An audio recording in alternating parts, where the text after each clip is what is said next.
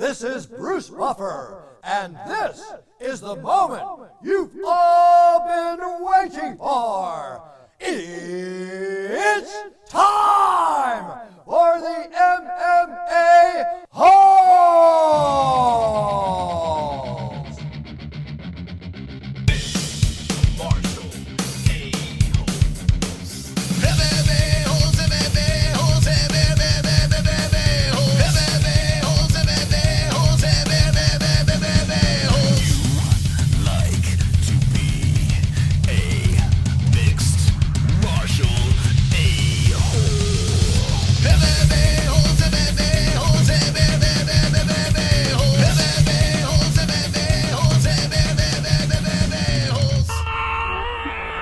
No way.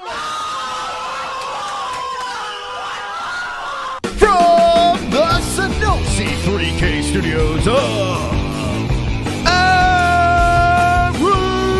Arizona. What happened to Derrick Lewis at UFC Vegas 65? Where'd he go? UFC Orlando Fight Night is a banger. We got some combat sports news with the MMA Holes.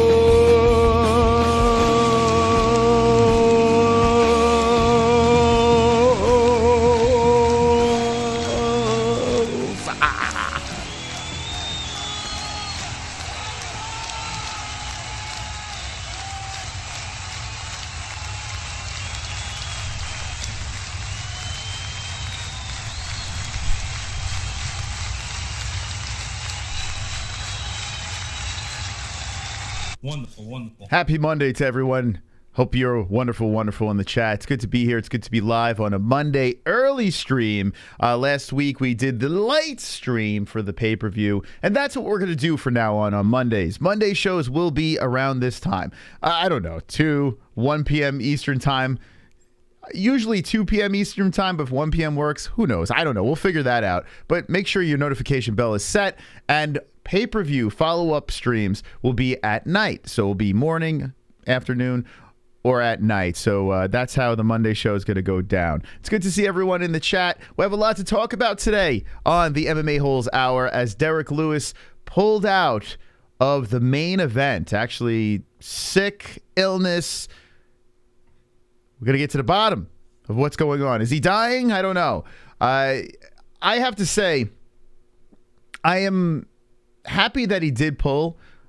Say for instance, it was nothing very serious. He just went to the hospital because, he was having stomach problems. He didn't know what the heck was going on. Maybe bad weight cut. I don't know what it is. And hopefully he's okay, of course. But if he pulled out because of something not so serious, because they haven't really spoken about it yet, I'm assuming if it's not serious, they're probably not going to talk about it until Derrick's ready to talk about it. Maybe he's embarrassed. I don't know.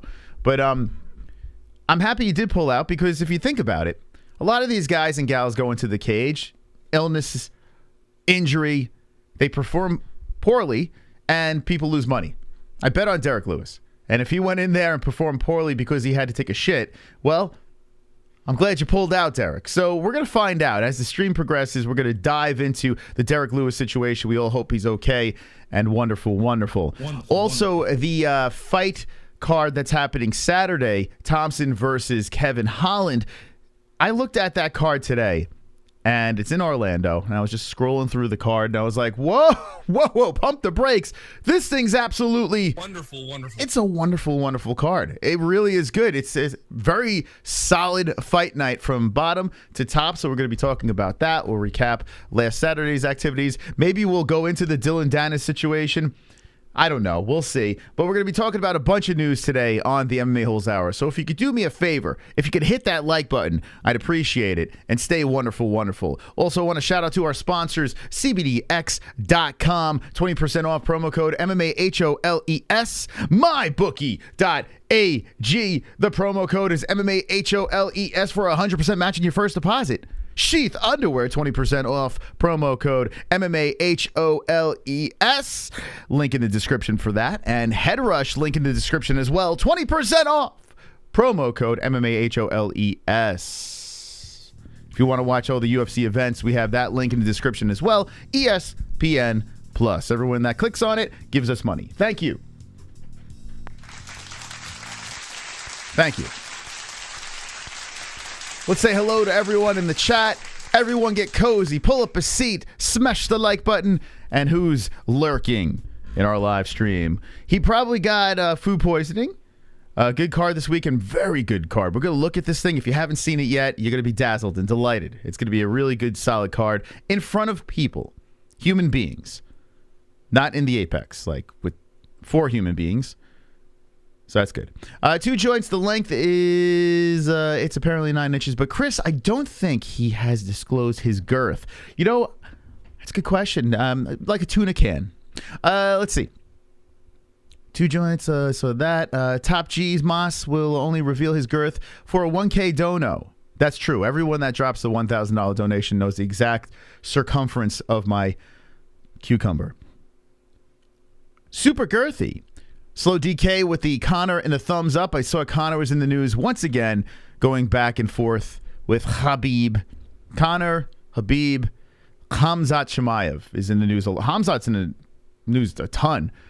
So we'll discuss a little KHAMZAT as well. He wants to fight Pereira. He said he'd do it in 3 weeks. He's ready to go. I kind of miss... I'll smash everybody. I'll fight every weekend, KHAMZAT. This long layoff KHAMZAT kind of sucks. Calling out everyone but not fighting. I'm not a fan of that, KHAMZAT, but I guess you got to protect the guy now that he's in the top 5. You know, I guess that's how this works now. You're in the top 5. It sucks when you're not in the top 5. Wonderful, wonderful. It's wonderful, wonderful. Sonosi. As someone who put money on Lewis, I concur. If only TJ was as wise. Lewis sadly is the exception, not the rule. Watching from home, late stages of the snowstorm, and sadly, yes, I know Moscow. See, there you go. There you go. Thank you, Sonosi. Appreciate that. 1K donations. You know the size, the circumference of the cucumber. Thank you. Yeah, so like I was saying at the beginning, listen, did I want to see Derrick Lewis fight? Of course. I had money on Derrick, but on the top of it, I love watching the Black Beast fight. Not in Houston. I wanted to see him bounce back. This would be fun against a guy that has been on a nice little roll. Another Sergey. Really looking forward to the fight. It didn't happen. I was bummed the day of, but with a couple of days thinking about it, yeah, dude, if you can't fight, and I don't think it's serious. I'm just going to go out there and say, I hope it's not serious, but I don't think it's serious. The guy's 37 years old. You know, he's not a youngster. He's 37. He's a big boy. Had a weight cut. Trying to get ready for a very important fight. And he really can't afford to lose another one, you know? So he wants to get back in the win column in a division where everyone's got heavy-ass hands. And if you're feeling a little under the weather, hop on a freaking... Just go to... Now, if you're doing this on a regular, of course, that's a problem. But if you're not feeling good, don't fight. I mean, I'd rather see that. I'd rather people save their money. Oh, my God, my parlay.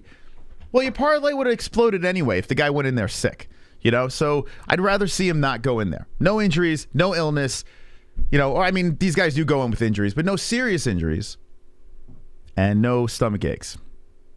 That's what I'm saying. Anyway, thank you, Sonosi, for the donation. Appreciate that for being so wonderful, wonderful. Let's move into...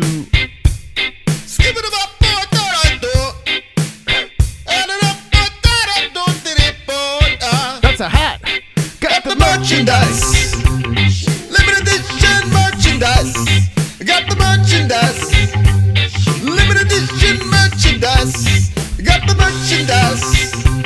Limited edition merchandise. Whoa. Got the merchandise.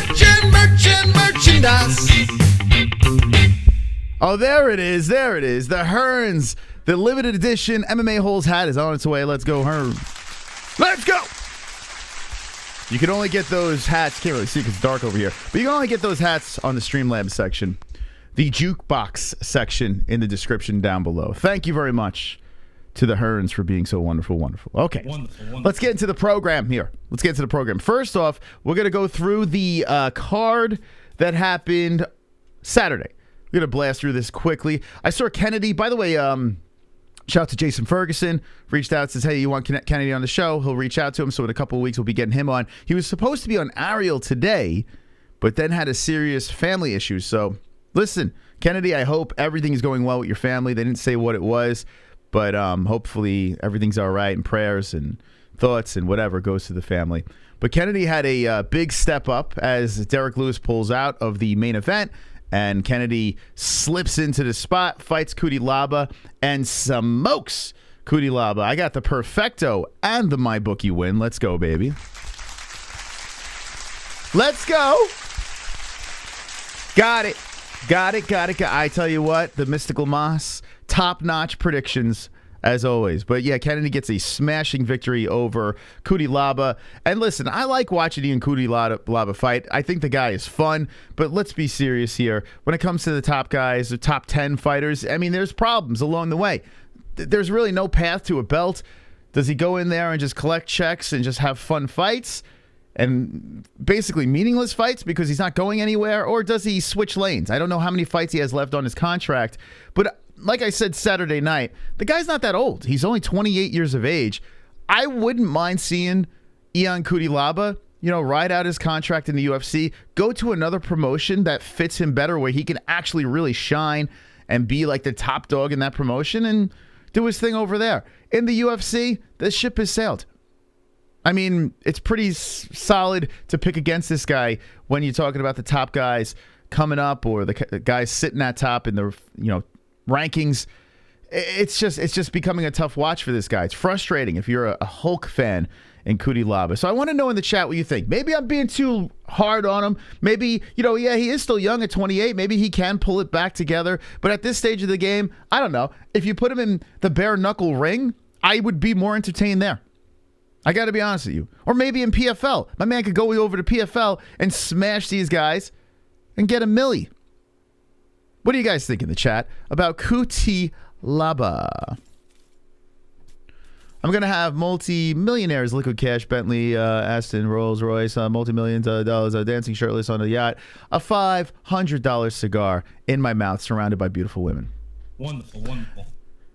I really don't like the guy, says Tony. Tony not a fan of Ian. I don't think he's a bad guy. I think he's just one of those guys that wants to go out there and ruffle feathers, I think that's what he does. Like try to get people interested in his fights. Or maybe in his own head he needs to go crazy before the fights and scream in his opponent's face. I don't know.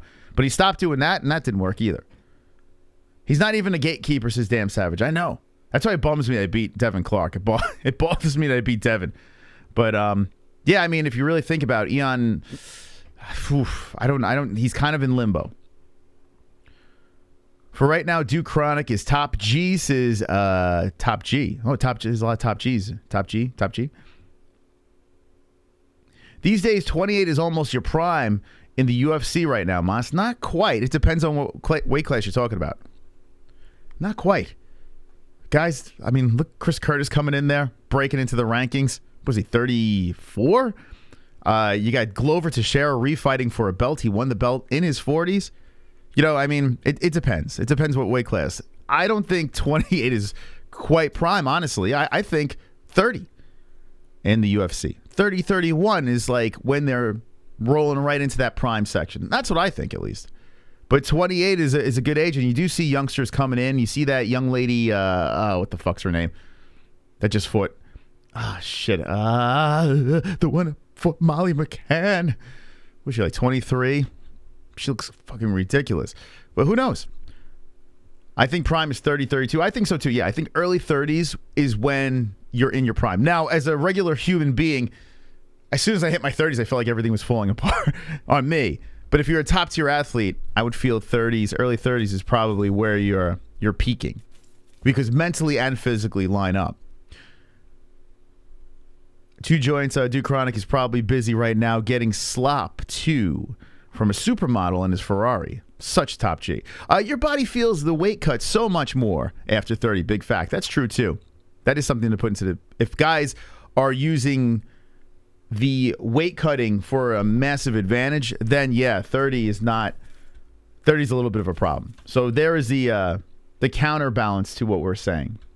Muslim Salikov, Andre Fiallo. Big win for Muslim Salikov. Finishes Fiallo. And Fiallo's in a little bit of trouble over there.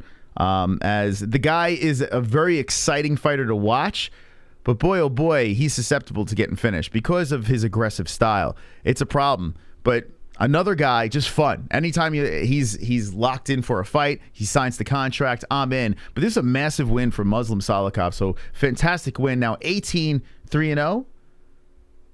Actually 19-3-0, excuse me. On a... Here we go. So check this out. He lost to Lee. Before that, he was riding on a 5-fight win streak. So out of his last 7 fights, he's won 6 of them. So nice little win bouncing back for Muslim Salikov. This guy, he was surprising, throwing those kicks up high and very flowy on the feet for a guy that can grapple as well. So keep an eyeball on him. He happens to be 38 years of age. But Fiallo took the loss. That's a tough one for Fiallo. In the co-main over here, you know, I should have just skipped it. I should have just skipped talking about it, but I'll talk about it anyway. This co-main event with Chase Sherman. Hi, how you doing? What are we going to do with Chase? What are we going to do? What we found out on Saturday, and we've known for a while, is Chase has a iron face. Iron face Sherman. He could take a punch. He caught a beating throughout the entire fight. Some were kind of shitting on COSTA for not being able to put him out for the amount of carnage that he was inflicting on Chase's face. And I can't go crazy on COSTA here. He got the win. He did what he had to do. Chase is a tough, durable guy. It's just, why? Another young guy. You know, another guy, what, he's 28 too, I think. Oh, 33, excuse me. Another guy, I mean, yeah, all right, 33 years of age. He was out of the UFC. He's in the UFC, went to bare knuckle, won a belt over there. I mean, look, he's like cruising to be 500, Artem Lobov's level over here. I mean, oof. You got the win versus Vandera, but whoa. That's a lot of stuff going on there with else. Chase Sherman seems like a real cool dude, but boy, oh boy, when is that experiment going to be over? When is that experiment going to be over? But Acosta, if you look at Salsa Boy, now 9-0. Another win, 31 years of age, 9-0. So he came in off the Contender Series and 2 fight win streak. Now, there are all decisions, but they're unanimous. They're all decision wins. The guy clearly has power. He just hasn't put anyone down inside the octagon other than the Contender Series. But before that, got a couple of knockouts. I like watching this kid fight because he is aggressive. He talks some shit in the cage. Even if it goes to a decision, my man's got that fire going into the 3rd round. And I like the way this kid fights. So we'll see what the Salsa Boy brings. Another one of them prospects fed to a guy that probably shouldn't be on the roster. Jack Della Maddalena is just studly. Just studly. Should have been even higher up on the card. This guy is very scary. His nose speaks for itself. I mean, the guy's nose is on the side of his head. This guy is a problem. He's a big problem. Got a massive win. You look at his resume over here, 13-2-0. And Maddalena is now on he hasn't lost since 2016. The rear naked choke in 2016. He beat our buddy Pete Rodriguez, which he came in on short notice. I'll give Pete a pass on that one. But, yeah, he's on a 3-fight win streak with knockouts, unanimous decision. I mean, this guy's good. This guy's a solid athlete over here. Only 26 years of age for Maddalena. So this is a guy we got to keep an eyeball on. This guy's going to make some noise. In the welterweight division, which has gotten very interesting. A new champion over there. Jack Della Maddalena is a problem. Everyone is probably not going to want to sign a contract to fight this dude. Nose on the side of his head. What do you guys in the chat think of Jack Maddalena? Della Maddalena. What do you guys think of this guy? Stud? Can he be a champ? How do you lose to Parker Porter? Daniel Cormier, it's very unprofessional of you. You are a commentator and a double champion. I would expect you would have kinder words for these athletes. Jack's on a new level. Yeah, he's good. He is good. There's a Jack fighting this weekend we'll talk about that has a very interesting matchup. Top G, very active. If someone gifted a membership, Top G would get it immediately. He's very, very active in the chat. He's a G, says Damn Savage. Yes, Della Maddalena is a G, man. This guy's a solid guy. Imagine signing a contract to get into a fight with a guy where, like, you know, when you see the cauliflower ear, you're saying to yourself, I don't know if I want to fight with this guy. He's been in some things. But this guy, where he breathes from, is on the side of his fucking head. Like, if you look at his side profile, it's flat. He's got no nose. It's just straight down, like just sideways smashed onto his face. It's like, I don't need to fix that. It's part of my look. I wonder if he's married. I wonder if his wife thinks about that. It's quite the look, but I mean, who would say anything? The guy's a fucking beast of a fighter. Chase is terrible, right? He's got terrible movement, but I'll pick him to beat Jones at heavyweight. Whoa! Whoa! Pump the brakes, Cheetos. Pump the fucking brakes. Two Joints has been a member for 11 months. Thank you very much, Two Joints. And Two Joints adds something to that. He says, Christopher, will you place Madalena on your prospect list, bro? Best channel, best community. I should. I might have put him there already. Let me see if I could switch over to the prospect list. All right, I'm going to try something. I'm going to switch over to the fight. All right, let's see if I can do it. Okay. All right, I did it. Now we go to the fights. I don't think I put him there. Mystic Prospects. Yep, he's here. He's there. He's there. Yep, already had him there. The guy's a massive problem. Yeah, so he's already there. So 2022, here's the prospect list that was really standing up. Listen, we know Khamzat's there. Bo Nickel should be on this as well. But I like when you have like the blatantly obvious ones, I don't like slide them on here. But now some of these fighters, if you look at them, they're already blatantly obvious. When I put them on the list, they weren't. They were solid. They weren't blatantly obvious. So that's where these guys stand. So McKinney, Rachmanov, Almeida, Umar Nurmagomedov, Jalen Turner, Yadong Song, Taporia, Aspinall, Puelas, Madalena, Quinlan, Tyra, Hadley, and Erin Blanchfield. Only one female on there. Okay, now I'm going to try to switch back to the other show. Here we go. Stand by. Here we go.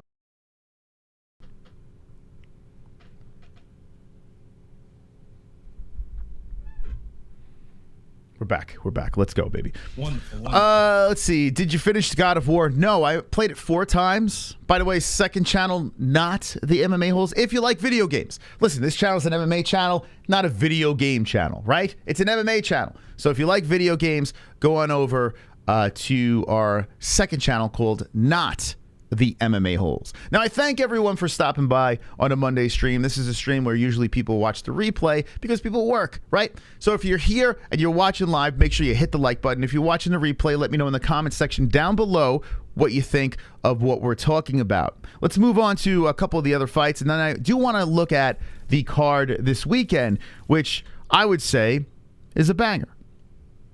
There we go. Okay, so Johnson gets a split decision. Jennifer Maia looked great, like spectacular in this win over here on the feet. Got the unanimous decision. Miles Johns, this is an interesting one over here. Miles Johns, who beat Morales by a unanimous decision, came in on a 2-week notice, and I just found this out today. Miles Johns had James Krause in the corner. Well, he was supposed to be there. James was not there. Why do you think James Krause is not in the corner? Why do you think? Well, it's because of the gambling situation. Apparently, they're still investigating Krause. He was ready. He was in attendance, ready to go. And they say, nope, you're not going to be in that corner over there. So he still gets the W. He changed camps, gets the W. And James Krause is not there. Very interesting that they're still investigating the gambling situation with Krause. I mean, my man must have been making some serious bank with his Discord.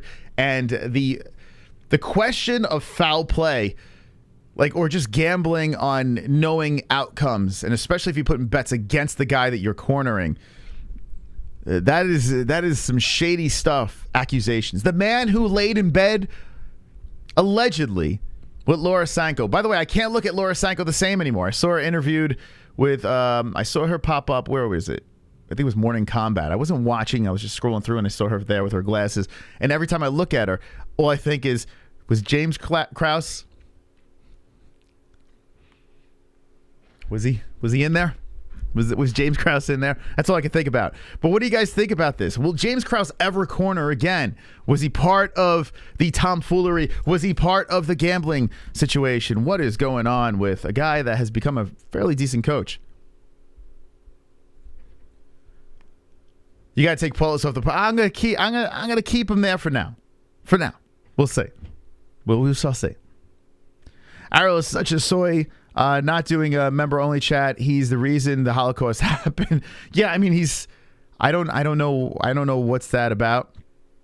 When you're like, the money's going to Vox Media owns that channel. So I mean, are they giving ARIEL a cut of that? Like, I don't know how that works. But paying people to chat, I guess that's part of being the big dog that he is, right? Man of the people. 2 joints, my Canadian brother from another mother, says Johnny Smith. How you doing, Johnny Smith? Hopefully you're wonderful. Wonderful. All right, let's move into the next stuff over here. We need a GoFundMe page for Sunosi for hair implants. Hey, some people just gracefully let it go, right? Okay, let's see. So Tercios, man, oh man. So speaking about taking a punch, we talk about Chase Sherman. This Tercios dude, what in the holy hell, man? This guy squeezes out a split decision. He's fun. That's all I'm going to say. He's just fun. He's fun to watch. The guy's a lunatic. Demopoulos got a massive win. I think she's on ARIEL today. She got a massive win over Maria Oliveira. Speaking of the devil, here comes Sunosi. After that horrendous performance, remove Claudio Wells from the prospect list. It's okay. Anyone who loses to Dan fucking Hooker doesn't deserve to be there. It's okay. Brazil Ryan Hall. It's and okay. Funny how one event can shift perspective on people. Krause, Sanko, ARIEL, etc. It's okay, man. It's okay. Listen, I had Pulis there. Looked terrible against Hooker. The one prospect that I was off on, if you look at that whole list, the one that I was off on, granted, they're going to take some. That was a horrible performance by Pulis. I'm going to give him one more. I'm going to give him one more fight. I don't know what he was doing fighting like a straight up lobster that just didn't even want to be there. It was weird. So I'm going to give him one more fight, but chances are he will be removed from the prospect list. So fair. Thank you for the donation. Appreciate that. Let's see. So yeah, I was going to talk about this. And by the way, it's Turkey Twerk Week.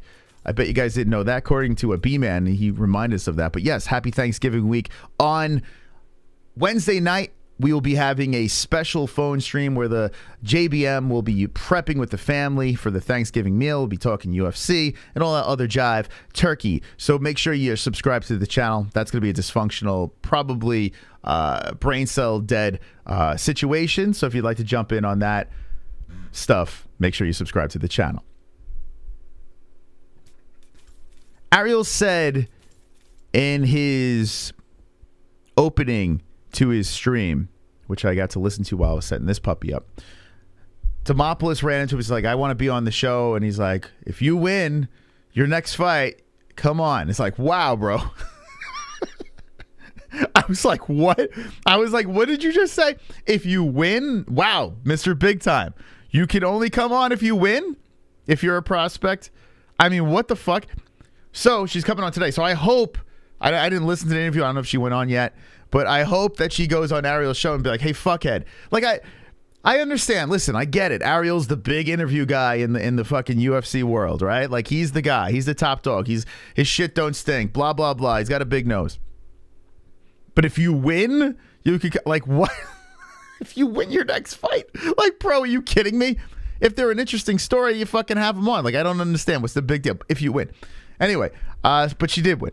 She got a very strong performance that happened Saturday. First round, a little shady. Big booty Judy over here was like putting it on the feet. And then all of a sudden, when that thing went hit the ground, it was all over. Like, Demopoulos just owned her for 2 rounds straight. Demopoulos looked excellent. And I'll have you on even if you lose. I don't care over here because I'm wonderful, wonderful. Let's go.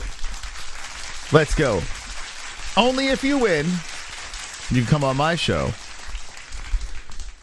Pump the brakes, bro. It bothers me because, like, I see a lot of these fighters, like, they think if they go on ARIEL, it's like going on David Letterman. Like, it's like, bro, go on any of these fucking shows. Like, it doesn't fucking matter. Just go on any of these fucking podcasts, promote yourself, build your social media, and don't beg to go on ARIEL. Like, I mean, it's just, Hey, Ariel, please put me my picture behind you. Like, bro, come on. What do we do? Like, it's not Jay Leno. It's not Letterman. It's not like a fucking, I don't know, or Fallon or whoever the fucking hosts are now. Like, it's not that stuff. Like it's crazy. It's crazy. Like, pump the brakes. Can someone just Stockton slap Ariel?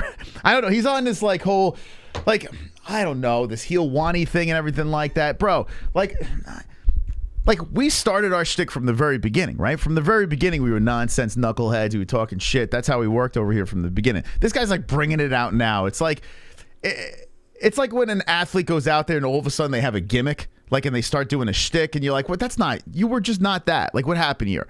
I don't know. This guy's watching too much WWE. It's crazy. It's crazy. Come on, Ariel, pull it together, bro." What else we got over here? So, high stand unanimous decision and a spinning back kick, Natalia Silva. Yippee-ki-yay. So that's the end of Vegas 65. We move on. But yeah, Derrick Lewis pulling out of this situation. All the news stories are just saying illness. Everywhere that I look, illness. WWE for life. Stop it, strict press. Are you a grown-up? Stop it. WWE. Oh, actually, you know what? So you're saying WWE over WWF? Is that what you're saying? Okay, because then you're probably a kid then, so I'll give you a pass. You know, speaking of WWF, WWE, I just watched Black Adam last night. What a name for a superhero. I'm surprised he didn't get canceled for that. Black Adam starring The Rock. Did anyone see that? One's in the chat if you've seen that. Little segue, and we'll get back into the UFC stuff. Let me know if you saw that movie. I'm curious. Yes or no? Yay or nay in the chat if you saw Black Adam. Five Guys with Bacon. What kind of cheeseburger? WWF, George the Animal Steel Forever. Good choice. All right, so Damn Savage saw it. Sonosi saw it. Okay, I'm curious. It just hit my streaming app. So last night I was like, Jess, you want to watch this? I don't want to. I don't know. I'm pretty old, but WWF was all right. But WWE was more popular and easier to watch in general to me. Okay. Let's see. Saw it yesterday. Was decent. Black Adam, yay. Ariel, when he interviews, makes he ass of. Oh, you deleted it. We need a brown Adam. It was okay. I'm not great, but not awful. Okay, there we go. That's. I think we're all on the same page. Jessie loved it. Like, Jessie absolutely loved it. She got up. She's like, I really like that. And I was like, you know what? I expected it to be hot trash, the movie, right? And I guess because I expected that, I didn't hate it. It wasn't great. Like Sonosi said, by no means was it a great movie in any way. But he didn't do a bad job. He was a prick. He killed a bunch of people. Like, I kind of like the edge, the chip on his shoulder. The story was just copy and paste from a lot of other superhero stories. It had a solid end screen cameo, if you want to call it. I don't know. But I didn't hate it. I was surprised. Like, the effects were good. If you like it, if you just go in there and want to shove popcorn in your face and watch an action movie, it's all right. They crowbar these other characters, these other superheroes. They just drag them in, this Justice, whatever the fuck they're called. And you're like, okay, we can kind of do without that. But I don't know. If you just want to watch a nonsense, decent special effects, badass main character, it's pretty good. Like, I mean, just for that, it was good. I didn't hate it. I was shocked. I actually watched it. I was like, I don't hate this movie. I don't love it. I don't hate it. It was funny how he was learning but killing nonchalantly. Yeah. He just kills everybody. Like, I like that. And the fact that he doesn't give a fuck. And then they give a backstory, which is kind of weak. It was a very weak backstory. Anyway, if you want to watch it, it's fun.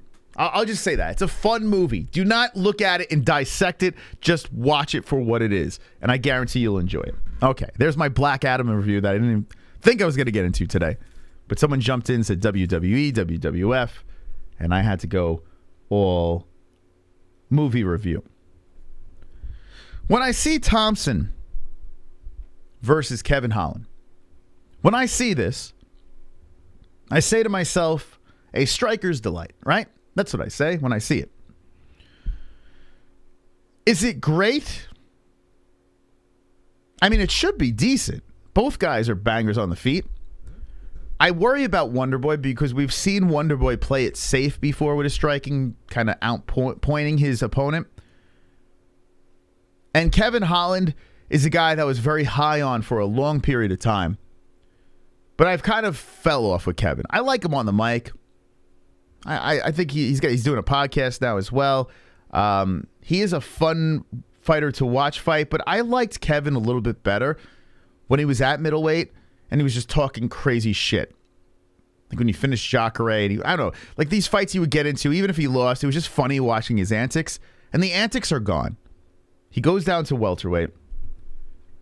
Now, he did fight KHAMZAT Chimaev, and I guess I got to give him a pass with that, but he got run over by KHAMZAT.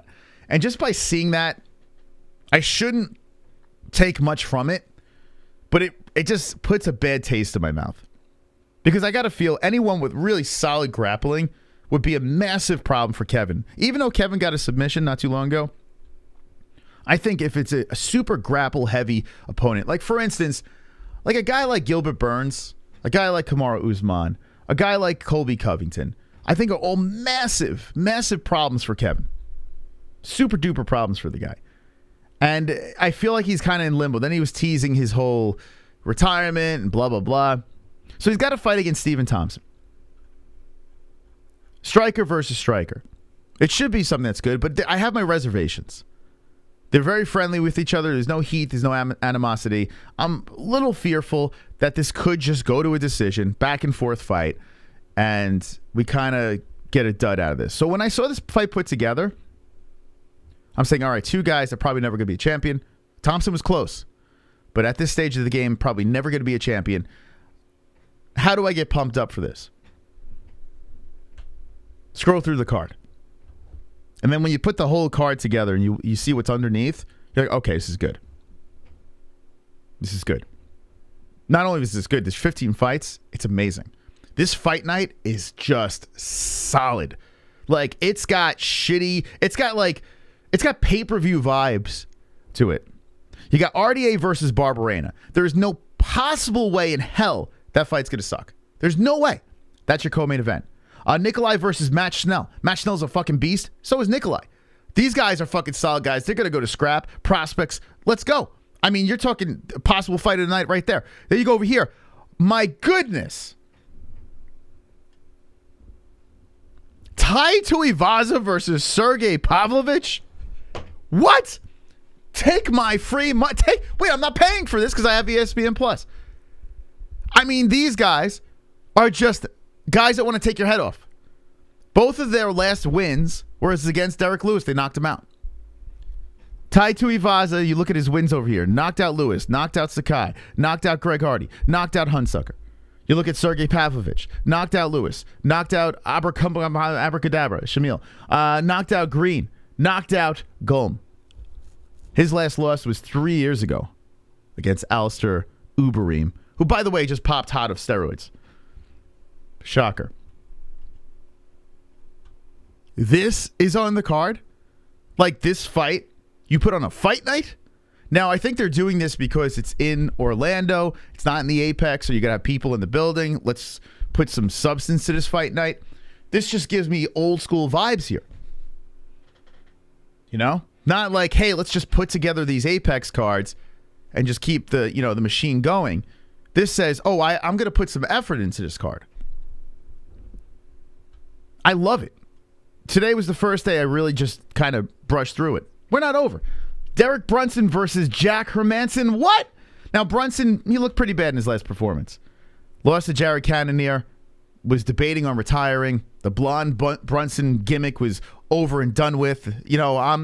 That's it. And then all of a sudden went back to social media and said, hey, I'm not done. There still could be a path. And now, if you think about it, Alex Pereira is the champion. So you got to think these guys are saying, oh my God, Izzy's my daddy.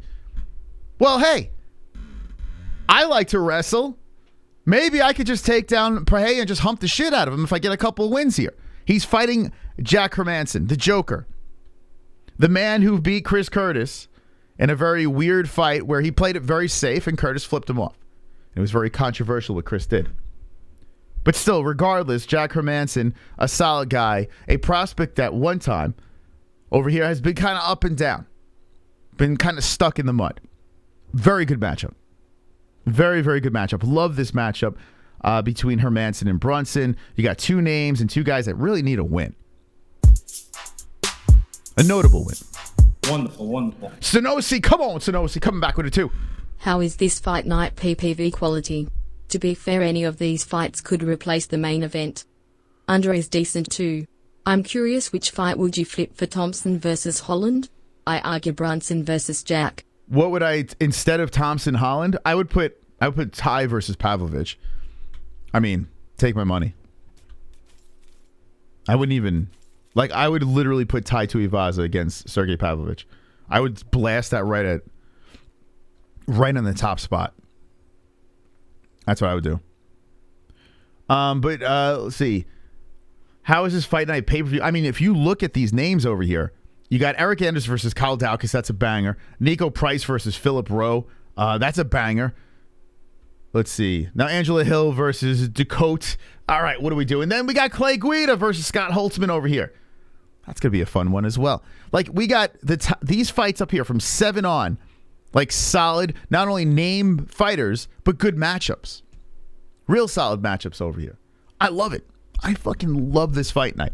I feel that this fight night is old school. Remember when the UFC website back in the day was the red and black, and it had like a whole different look to it? Like, this feels like that. This feels like when we started the YouTube channel.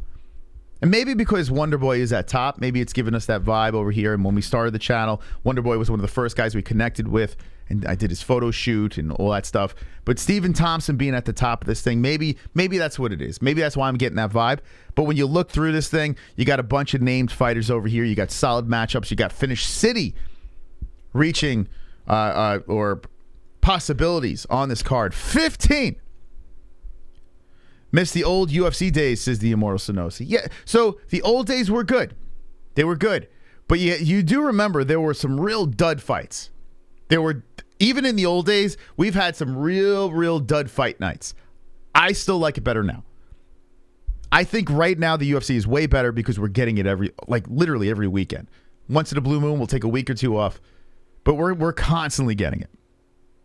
This card sucks now that I agree, Angela Hill over. Well, they were like, this card is so good. How do we give? Here's the thing. You need a fight to go to the bathroom to. You can't just stay in front of the screen the entire time. You need a break. So they said, hey, I got you. I got you. Take a leak right here. Get a sandwich. Relax. Here it is. Just fucking chill. They're feeding Emily Dakota, who's on a 4-fight win streak, only 1 fight in the UFC. So Angela Hill, who's coming off a win against Godinez Lupita. I mean, yes. But here, let me just say this. Where's the fight? There was a fight. It was Karate Hottie, I think. Wow, how long ago was that? Shit. Where was the fight? Okay. Wow, 2020. So the last time, to me, Angela Hill was in a banger was actually his fight. And I'm not even a Karate Hottie fan. In fact, I think Karate Hottie bores the hell out of me. Like, I don't know. But this fight over here, to those that do remember, when this fight was thrown on that card, and if I'm not mistaken, wasn't this the main event? Yeah, it was. Okay. When this fight was thrown together in 2020, everyone argued and complained, including myself. We're like, what is this? Like, why are we doing this? And then some people out there love the Karate Hottie, thought she was hot, they wanted to bang her. Some people liked Angela Hill, like Felony Charles Bennett, think she's the hottest thing. This was put together over here, and we were all complaining. I don't know if you remember this fight. This was a solid scrap, where even Dana White hit the mic and says, everyone thinks it's boring, and see, they're casuals, and blah, blah, blah. Casual. This fight was a banger. Now, in my mindset, this is the last time I remember Angela Hill being in a really exciting fight. Like, this one was very good, very solid. But that was 2 years ago. Can Angie pull it off again? Can she make it interesting at least? It takes 2 to tango, right? So we'll see. But you see Angela Hill on the card, you're kind of like, okay, that's a waste of time. Angela Hill is as tough as they come. Real fans will understand. Yeah, I mean, she is. Like, listen, like, we might shit on her. All right, female fighting, blah, blah. Angie's never going to be a champ, blah, blah, blah. She farted in The Ultimate Fighter. But at the end of the day, she's a tough fighter. She's a tough fighter. But yeah, honestly, you take that off. It's a 15-fight card. Why can't we just take that off? 14 fights is sufficient. Hell, 12 fights is sufficient. So Guida versus Scott Holtzman, banger. Michael Johnson versus Mark DeCasey, who is now becoming like a Nurmagomedov. Like, I don't know. This guy went from a striking G to like, I'm going to fucking take you out down every 5 seconds. And then you got Crazy Eyes over here. Michael Johnson still fighting. He knocked out Dustin Poirier, for God's sakes. This guy over here, listen, he may not have the best resume. He's 20-18 right now. Like, it's L City. But you have to admit, when Michael Crazy Eyes Johnson fights, it's not a bad fight. The dude's a fucking lunatic. And now we're putting him against DeCasey, a guy that's all of a sudden become a grappler. Good fight, though. I like it. I like this matchup. Look at these fights. Solid matchups. You got Darren Elkins, the brain damage son of a bitch. Over here, Darren Elkins coming off the win. Tristan Connolly, this guy won't die. He's a plus 310 underdog against Jonathan Pierce. But guess what? You know my man's going to come to bang. This is a fight night. It's a fight night. Sonosi, you picking Johnson over DeCasey? Woo! Let's see. What's the odds on that? Is Johnson? I'm assuming Johnson's going to be the underdog, but he's the guy with the... Yeah, he's a plus 190. I mean, DeCasey has been laying on people. And I have a feeling DeCasey's going to do the same thing. He's going to try to drag down Johnson and just fucking lay on this dude. But he's an animal. He lost to Jamie Malarkey. He beat Alan Patrick. Lost to Guida. Lost to Moises. Lost to Stevie Ray. I think I'm going to have to go. I have a feeling DeCasey's just going to blanket him. DeCasey by knockout. Johnson got robbed by Malarkey. I'm trying to remember that fight. I'm trying to remember that fight. It was a split decision. I can't remember. Let me look at the stats over here. What fight night was that? That was fight night. Why can't I remember that fight? I remember him. I do remember him being upset. Okay, this is fight night. It was Dos Anjos versus Fiziev. The 7th. Okay, let's go to ESPN Fight Center.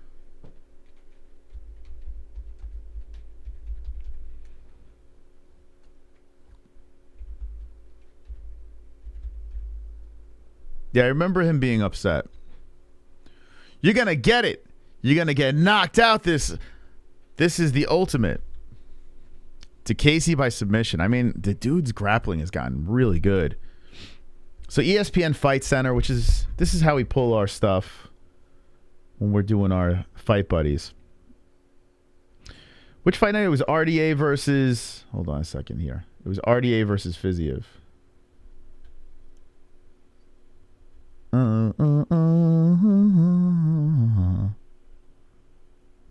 RDA... I'm probably like passing by it. Dos Anjos versus Fiziev. Okay. Where are you, MJ? Malarkey. Okay.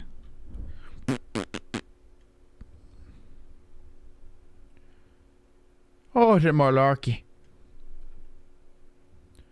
Okay, here's your all-around stats.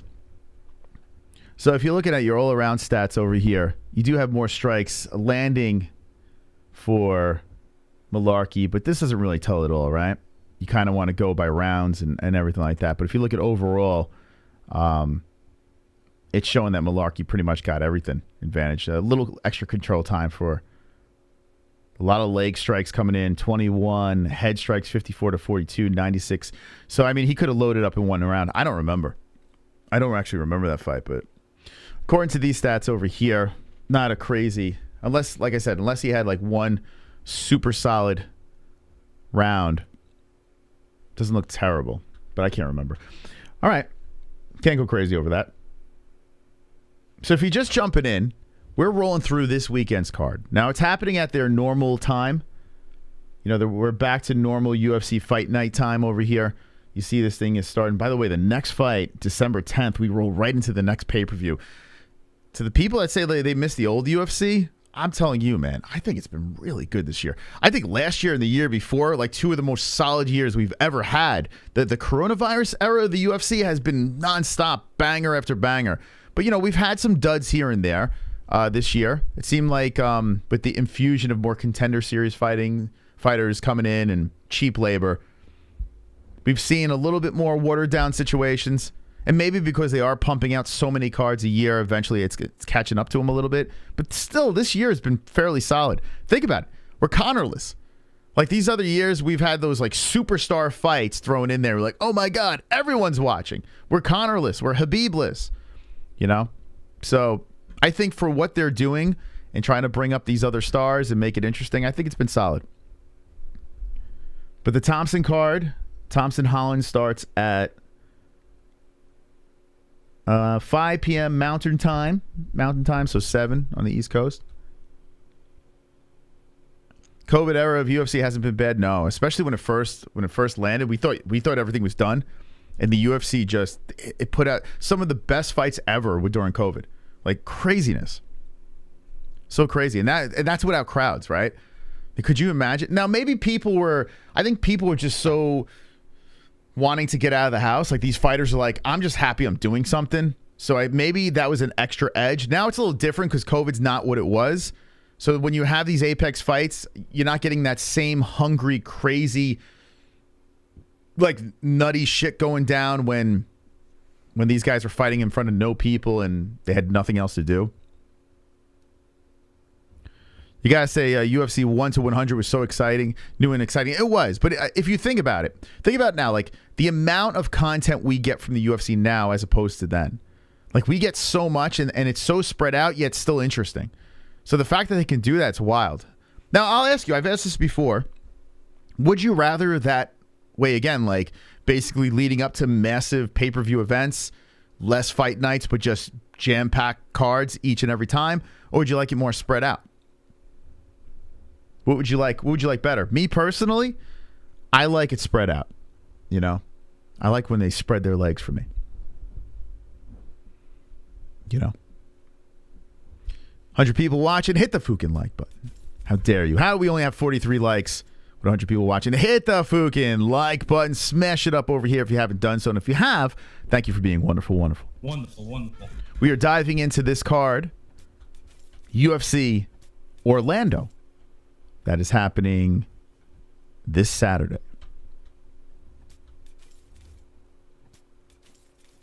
We're overfed MMA sometimes. We are spoiled. There's no doubt about it. This group, and here's the thing too. We spend a lot on the sport, so we expect more.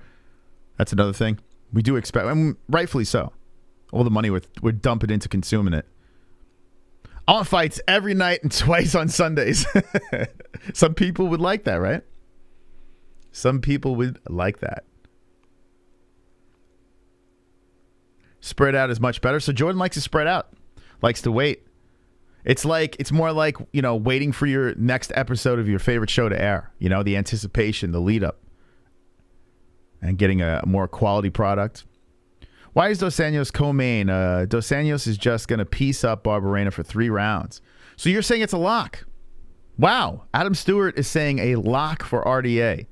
I mean, if you think about what RDA has done, you know, former champion, it could be, but we've seen an RDA, let me pull it up over here, that is very beatable now.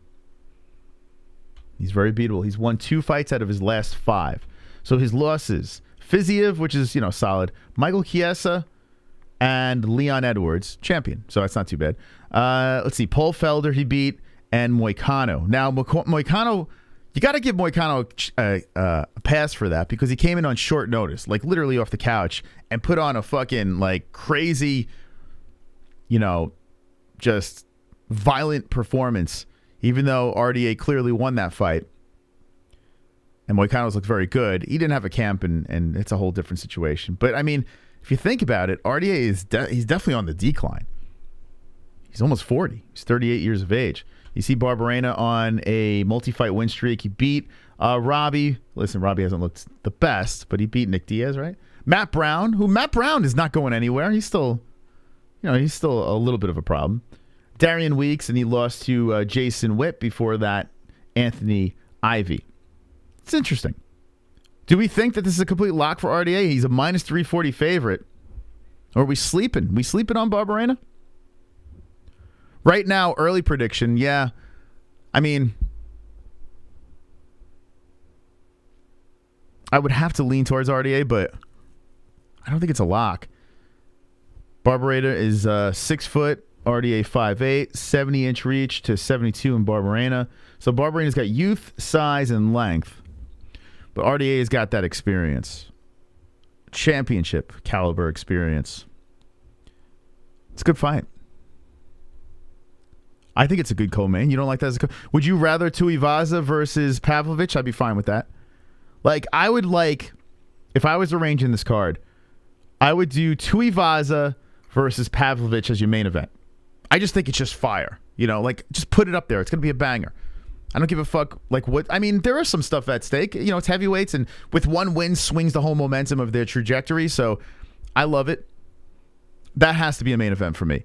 Maybe it doesn't have... Maybe because Wonderboy is who he is, and Kevin Holland's got a good gift of the gab, so maybe that's why they're more known fighters. Maybe that's up top, but I put Tuivasa versus Pavlovich, co-mained by Thompson, Holland, then RDA Barberena. That would be my top 3. Nikolai versus Schnell. Here's the problem with this fight. It's really good. Like, it's actually a solid matchup between the two. But the problem is not many people are, like, the casuals out there. They're like, who the fuck is that guy? That's basically what's going on. But I promise you this fight's going to be good. There's no way this fight's not going to suck. There's no possible way this fight's going to suck. It's going to be a banger. So. And on your main card, you got to have young guys, you know, that are solid fighters. What's the point? None of them are beating Ngannou at heavyweight. Just end the division. It's over. Thank you. Bro. Snow Chicken, thank you for being a member. It says 8 months and then it says 9 months over here, but whatever it is, you're a blue belt. Let's go, baby. Thank you, Snow Chicken. Shouts to the members. The members. Thank you, thank you. Appreciate that. We're splitting hairs about the main event. It's a good card. What are we doing? It's a good card. You got Tracy Cortez on this thing. That's Ortega's gal. Looks like a hammerhead shark. She's on the card. She's 10-1 versus Hebas for a ladies fight. Not bad. Actually, why is this fight not ahead of the Hill fight? Cortez versus Hebas is a way better chick fight. Why is that 4 in Hill? Come on. What do we do? Why is that? The UFC just loves Angela, you know? What do we... That's a flip. This... Put that down over here and put this up. I'm fine then. What are we doing? That's a misplay. Marshall versus Rojo or Rojo, however you say his name. And this gal over here, Yasmin, who is 9-0, Mexicano. 1 win in the UFC, but 9-0. And then you have Nunes on a 2-fight losing streak. So came in from 1, looking for her first. They're just feeding her to the Mexican. This is just feeding her. Bet the house on Yasmin, right? 5'3", 5'4", a little fun size girls. Angela never turns down a fight. Yeah, I mean, she's a savage, and yeah, I guess she's a good company woman over here. You know, she does the job. She's nice. She's a badass. I guess that's what we're doing. But come on, let's be serious here. You got to flip those. You got to put 4 and 8. You got to mix those up. But like I said, we're just being nitpicky. It's just a really good card. There's really nothing to complain about. I would switch a couple of the fights around, but who cares? We're still going to see them. Hopefully, as long as they stay healthy. All right, what do you think about this card? Fight night before it happens at a 10? I got to say, I give this thing a solid 8. 8. I give this. I love it. Now, if you switch the main event to Ivaza, I would give it a 9. But I'm going to give it an 8. I'm going to give it a solid 8, this card out of 10. Before it even happens, I love it. I'm actually very excited for this thing. All the cards are fun. This guy, Philip Rowe, I've been meaning to get this guy on the show. We're like friends on Facebook, and I never like pulled the trigger. Seems like a cool dude. So I got to get him on. But yeah, what do you guys think? I didn't watch The Walking Dead finale. Is it worth it? I haven't watched it in a couple years. I've been meaning to, but is it worth it? Did fucking Daryl die? Hopefully. Top 6. I'm saying, Jono, this is a fight night. You're giving it a 6? What the? I mean, before it happens, just looking at it on paper, 15 fights we're getting, and you would think that a 15 fight would be a little watered down. I don't feel it. Wow, 6 is low. Interesting. Tuivasa, gotta love him, but this spit-filled shoeies is a hell no-go, so not down with the shoeies. The card will be great. Angela Hill fight, I'll skip. This card does have potential. 8 out of 10. See, there we go. I'm with you, bud. Who the fuck would want Daryl? He's the worst character on The Walking Dead. I am sorry. I've been screaming for that guy to die. Now, I haven't watched him. I haven't watched The Walking Dead since Rick died. Spoiler alert. But yeah, he died. I was like, all right. The show sucked then. When Shane died. But Daryl is the worst, man. Just mumbling and just like, it's just get out of here with this guy. He looks like a smelly bastard. You got, let's see, me more excited for it most. 8 out of 10, Sober Carl, let's go. It's a good card, says Reckon. If I've grown up, wait, hold on. If a grown-up knows what the Nelk is, they need to rethink their life. Yeah, I know. I'm ashamed to say I know them. I'm ashamed of them, I should say. It's very shameful. Hey, Carl. Carl, stay in the barn, Carl. Yeah, apparently, yeah, actually Rick didn't die, but I like saying Rick died because then people are like, oh, you spoiled the show. And I really didn't. Shh. Bare Knuckle, November 26th. You going to stream. What night is that? What night is that? Bare Knuckle, November 20. Oh, he said November 26th. What the fuck? Of course. Let me see. November 26th. Bare Knuckle Boxing. I'm like, what night is that? You gave me the date. That is this Saturday as well. No, because we'll be doing the fight night. And this card's fire, man. Yeah, I'm sorry. I don't even know who's on the Bare Knuckle card, but yeah, we're going to skip that one. Everybody knows Nelk. They affiliate with the UFC and fighters and other celebrities. Marijuana, lots of money to be made on this card. It says, yeah, so do you see things that really stand out? Let's see. I'm going to do now. I'm going to throw some predictions out there, but these are not locks. My locks will be on Friday. So if you don't like to wait, you're screwed. But like I said millions of times before, any channel that gives your lock predictions on a Monday of fight week, you should immediately unsubscribe because they are doing you a disservice. They are giving you false information. These are guesses until Friday. Friday, you could lock it in. Get all the information. But off the bat, I would say Thompson decision. Fuck, man. I want to pick Barberena. See, I would have to wait until Friday to get all the information, but I guess smart move is RDA. Man, Schnell versus Nikolai. Fuck.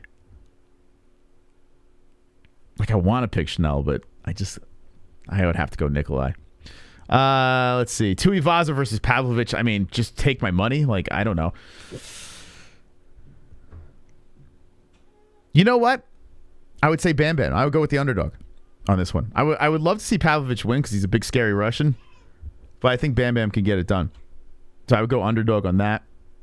Lewis, Hermanson versus Brunson. I'm going to shock some people. I'm going to pick Derek Brunson. Right now. But who knows? That might change on Friday. I know he's 38 years of age. He's the underdog on this one. Don't sleep on Brunson. You want to come in? Okay, Ellie wants to say hello. Okay, here's the part of the show where Ellie comes in, says hello to the peoples. But yeah, like those like initial picks, you gotta wait. Sonosi dropping a deuce. I gonna admit if not for the PPV coming up, this card would trump it and most. Been getting spoiled since the fall and this last PPV plus the New Year MMA event by Risen. We eating good. We are. Also, I agree. A lot of dollar for this card. Wow. Big unders, but not easy. So you're gonna be placing a lot of bets on this card? Yeah, I might do more than my 3 bets. I might do that actually. Thank you, Sonosi. Appreciate it. How about let's give a round of applause for Sonosi with all the donations. Thank you, Sonosi. Appreciate supporting the show. If you want to support the show, hit that Streamlabs link in the Description down below. Play a song or the super chat. Ellie, how you doing? How you doing? So how was your nap?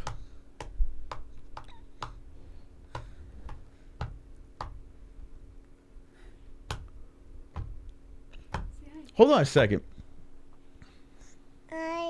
Yeah, Allie? How you doing? Holy shit. Oh, excuse me. Sorry. Thank you to, I got the weeks mixed up. Thank you so much.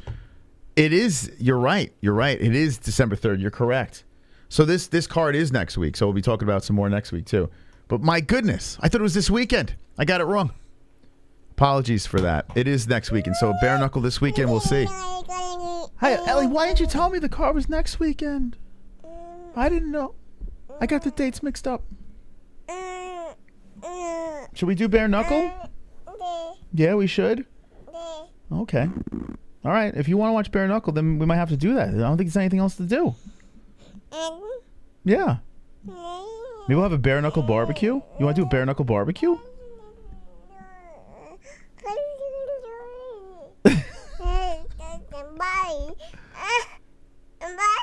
Yeah. How about that? If we do a bare knuckle barbecue, that would be fun.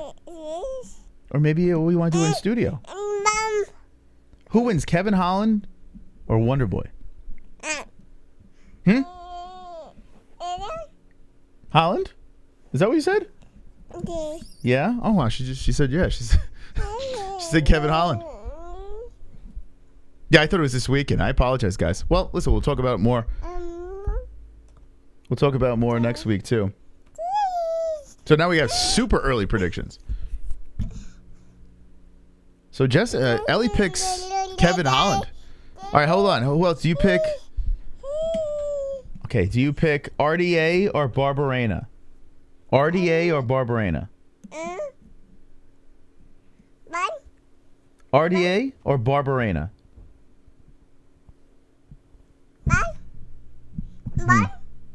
I don't know. I can't get it. That could be Barbarena. It sounds like a B.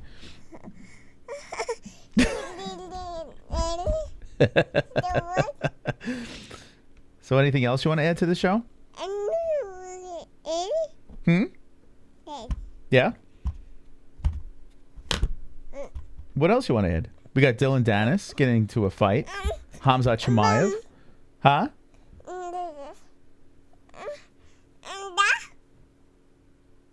That's Ellie, by the way. If you're new to the stream, that's Ellie. Is that Swift or a sweeper? We made it smaller for her. Oh, it's green, so you can't see. But we made a smaller one so she can have a little fun with it. It's like Predator stuff going on here.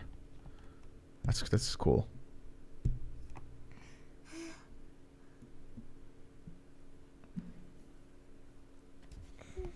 So Ellie, what else is going on? You want to add anything else?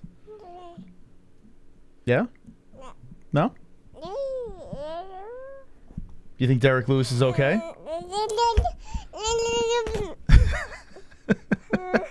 You have any questions for Ellie?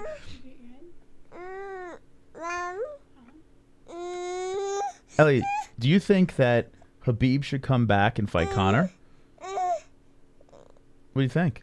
You think Khabib should come out of retirement and fight Conor for the words he said in response? It sounds like a yes. It sounds like she would like that. Okay. Any other questions for Ellie in the chat? She's too political. Yeah, she does. She leans to a side. Ellie, what side are you? Are you red or blue? Don't say blue. Are you red or blue? Red or blue? She say red? Okay. Say, I don't have an opinion. That's the appropriate answer.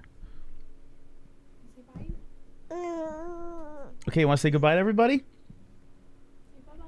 Say bye. Say see you later. No? You want to say goodbye to everybody? Say, hey, where's the chat?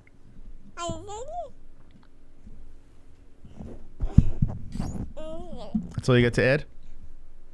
Okay, see you later, kiddo. Ellie, ladies and gentlemen.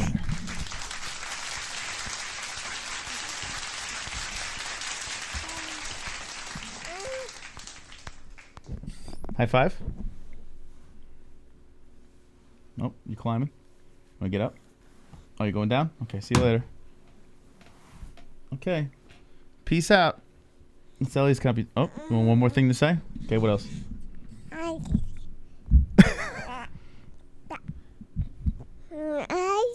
Yeah? Up. Okay. Up. Up. You just went down. All right, Ellie. Okay. Well, she's got more things to say. Ariel don't have this. Okay. Thank you, Ellie. There's Ellie coming into the show once again. Once again. All right. Well, thank you to the person in the chat talking. I thought it was this weekend. I thought the card was this weekend. What? So oh man, so now we got to figure out what we're going to do on Saturday. Bare knuckle might be the way to go. So let's see. So December 3rd is Orlando. December 10th is 282. The following weekend over there. Okay. Let me write this down here. And Cormier, let's see, Cannoneer.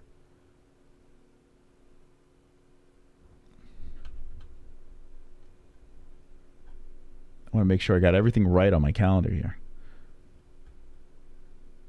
And Cannoneer Strickland is on the 17th. Okay. So, this is interesting over here. You saw Jesse's hand. My God, how did that happen? So, Cannoneer versus Strickland coming up following the big pay-per-view. That's happening over there. Winner fights Izzy. Or Cannoneer fights Izzy again. You want to see that? I got to be honest with you. I think if Strickland could get the job done in this fight, I think, hear me out. Israel Adesanya versus Sean Strickland in Africa. As Izzy was expressing that he wants to fight in Africa, Dana White talking about how they want to put together a mega Africa card. You got to have like your Usman. You got to have your freaking Ngannou and Israel Adesanya. You got to do that, even though Usman's probably going to fight Leon in the UK. But could you imagine Izzy versus Strickland in Africa? My God. Please, MMA gods, let Strickland win. I'm with you, Daniel Cormier of the chat. No disrespect. Cannoneer's an Arizona guy. No disrespect to him. I just think, if Strickland wins this fight, it just throws throws everything upside down. He has to win this fight. Wonderful, wonderful. This proves we're too spoiled. Thought Thanksgiving weekend we had UFC. Yeah, I know. Also shocked how humble Conor sounded, clapping back on Khabib. Dude gotten too cocky and oh boy once the older lol. Yeah. So, yeah, I'll segue into that. Thank you, Sonosi. Look at that, Sonosi. Keeping us alive over here with the $2 donation. Thank you, Sonosi.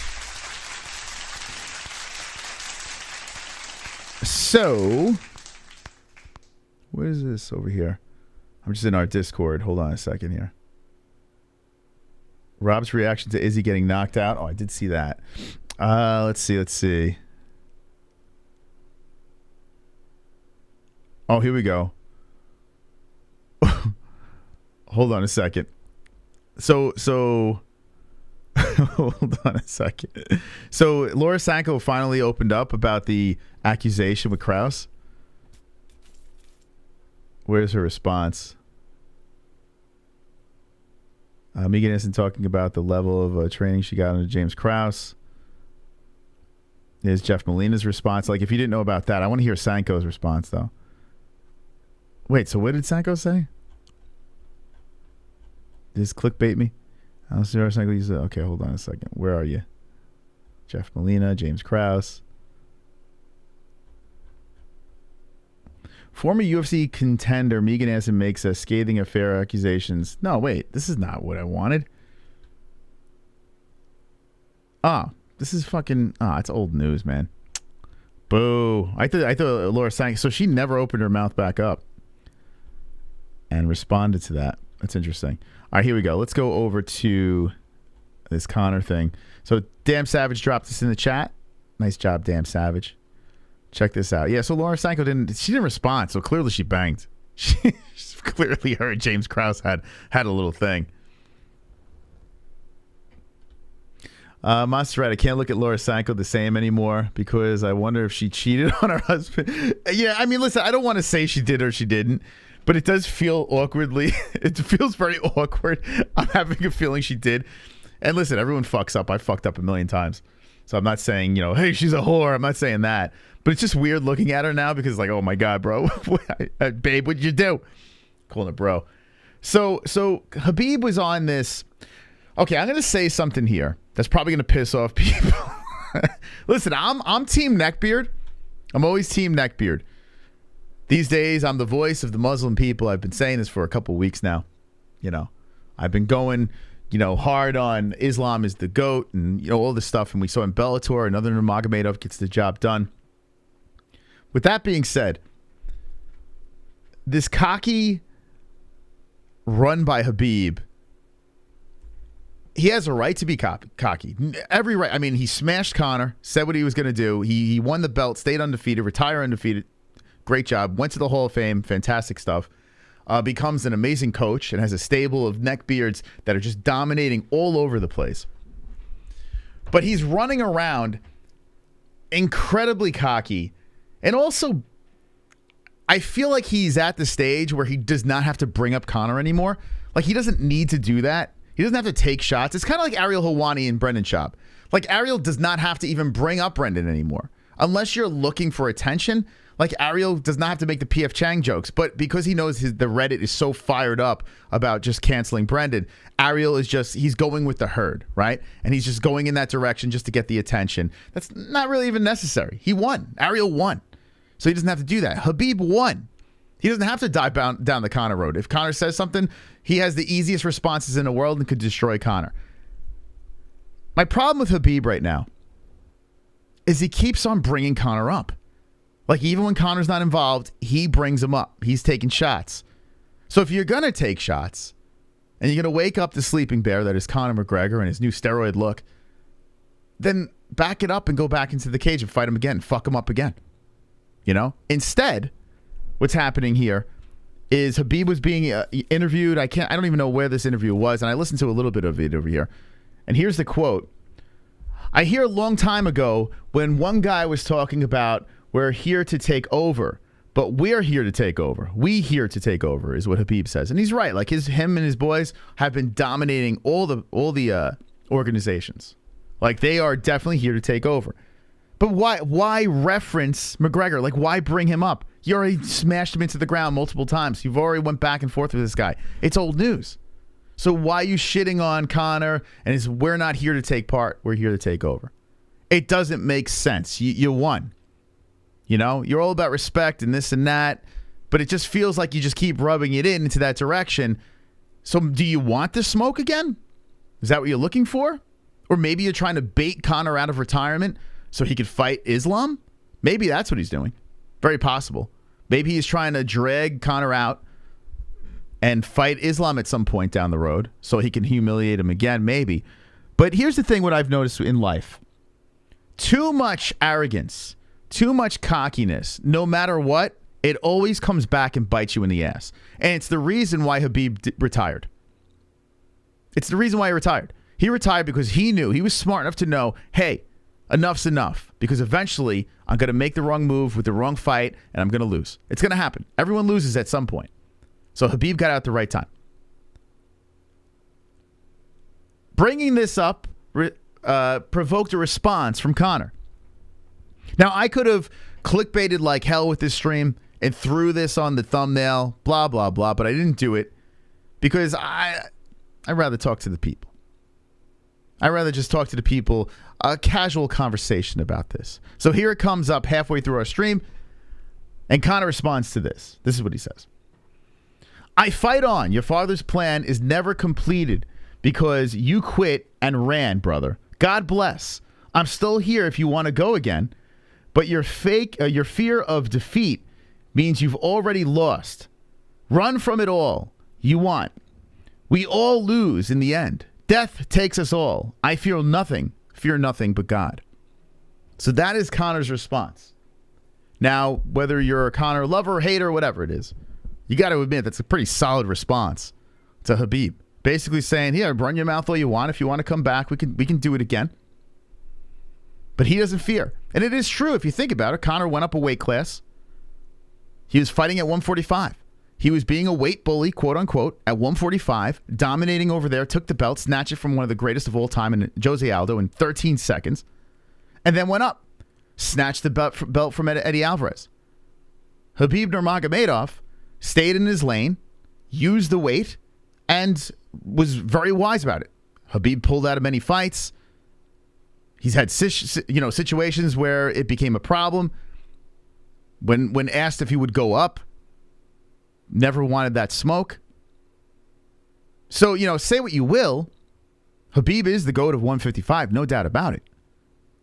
But did he take those chances? He didn't.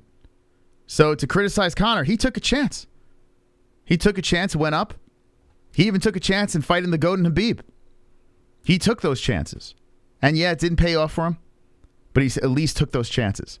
So with this response against Khabib Nurmagomedov, I got to admit, it just doesn't... It's kind of like, all right, your move, Khabib.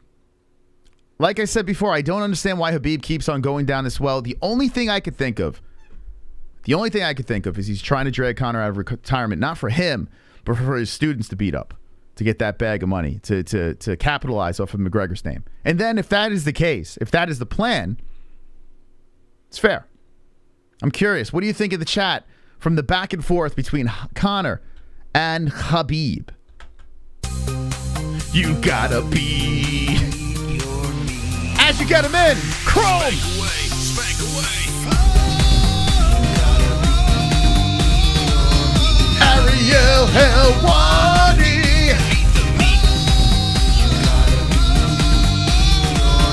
Ariel Helwani!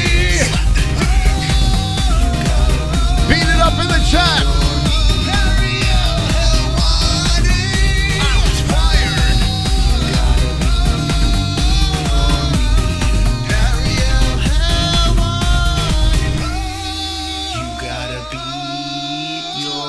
Whoa, Uncle Chrome. Dana White doesn't like me. Wow. USA Indies ho. We had a black guy score at the World Cup. That's the key for USA to be better in soccer. We need more black guys. Shout out to the black guys in the World Cup. USA. Thank you, Uncle Chrome, for the $7, $25 donation, 25-cent donation. Thank you very much for playing our jukebox. If you want to play a dopey song, link in the description down below. Thank you for supporting the show. Appreciate that. Wonderful. Now back over to the Conor versus Khabib situation. We read the quotes over here. I want to know where you stand in this. The people in the live chat, what do you think? The only way strikes Khabib wasn't a big fan of taking came from Gaethje. He was like, "Fook this, taking it down. I smell camels. Sup, dog?" Khabib versus Conor in one of those phone booth fights. That'd be interesting. Camel costs more than your car. What the fuck? Let's see. Does Dana still hate ARIEL? How many people are beating off to ARIEL's stream right now? I'm going to find where your family lives, says Yellow Gamer. Black guys play soccer. What? That's how we got half our Olympic golds. Khabib is riding Conor's coattails. It's interesting. Yeah, it's so weird. It's a weird move when you're kind of punching down, right? You beat him. You did what you had to do. You got guys out there just killing it in all the organizations. Why are you bringing up Conor? Like, why are you taking more shots? It's weird. ARIEL's doing the same thing with Brendan Schaub. I don't understand the reasoning. Like I said before, the only thing I could think of as he's trying to weasel him out of, his, whatever, his bulking and try to get him back in the octagon so he could fight one of his guys. That's the only thing I could think of. See, literally the only thing I can think of here. Listen, I hope, just because I am a greedy MMA fan that loves cringe, I do hope Conor does come back and make some noise, because I got to be honest with you, that era of Conor rising around, running around, and being, the Mystic Mac that he was one of the best eras of the UFC. Like, that was so much fun, because you had the people that loved him and you had the people that hated him. And it was just like this banter back and forth. You had this guy getting on the mic, electrifying with the press conferences, baiting guys into situations. It got a little hairy at times. The Khabib time went a little too far with the trash talk back and forth. But still, miss it. Miss it. The risk-taking of Conor. Did miss that, So hopefully he does come back. But listen, he's made so much money. The guy doesn't have to really come back. The guy doesn't even have to win again. Like, is that fire still there? He says it is, but the question, we will only know if he gets dubs in the octagon. You got Dustin Poirier looking fantastic. Like where's Conor going to go when he comes back?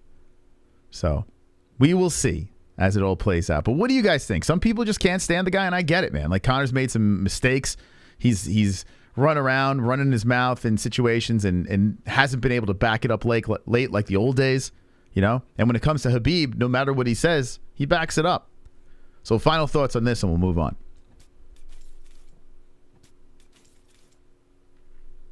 He passed up that much money. 2 million pay-per-views. Yeah, like we missed the days of the milli pay-per-view mark. Like that is gone. Ever since Conor and Khabib left, that's just gone. Seems like Conor's nose got bigger. According to Kainoto, it's a potato. Khabib can't even make 185 if he wants to come back. What's funny? Like, I got to be honest with you. Like, it would be fun to see Khabib and Conor at some fucking crazy beef weight, catch weight fucking fight. Khabib's thick. He's not. Yeah, he's never making 170. 155 again. Never. Like, the dude's thick now, right? And Conor's packed on all that muscle. So it'd actually be pretty fun to watch those guys just fucking, have some sort of mega rematch beef fight. But Khabib's never going to fight. Like, why should Khabib has no reason to fight again.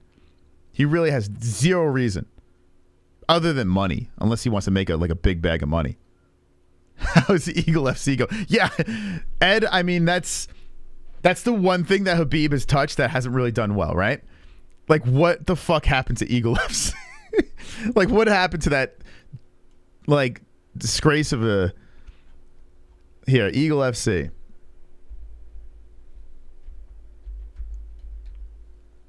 Let's see. Yeah, what happened to it? It was just a bunch of... It was basically for Ali Abdelaziz guys to pad stats.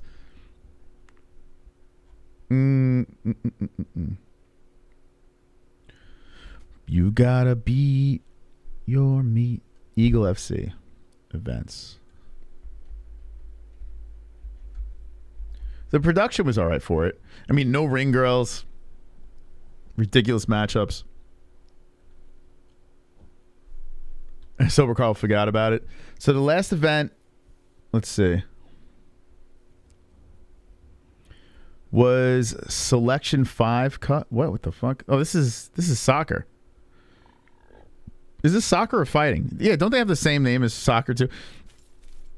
Okay, so I guess there was an event October 30th.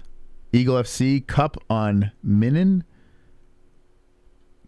Didn't even know this happened. Okay, that happened. No one knew about that.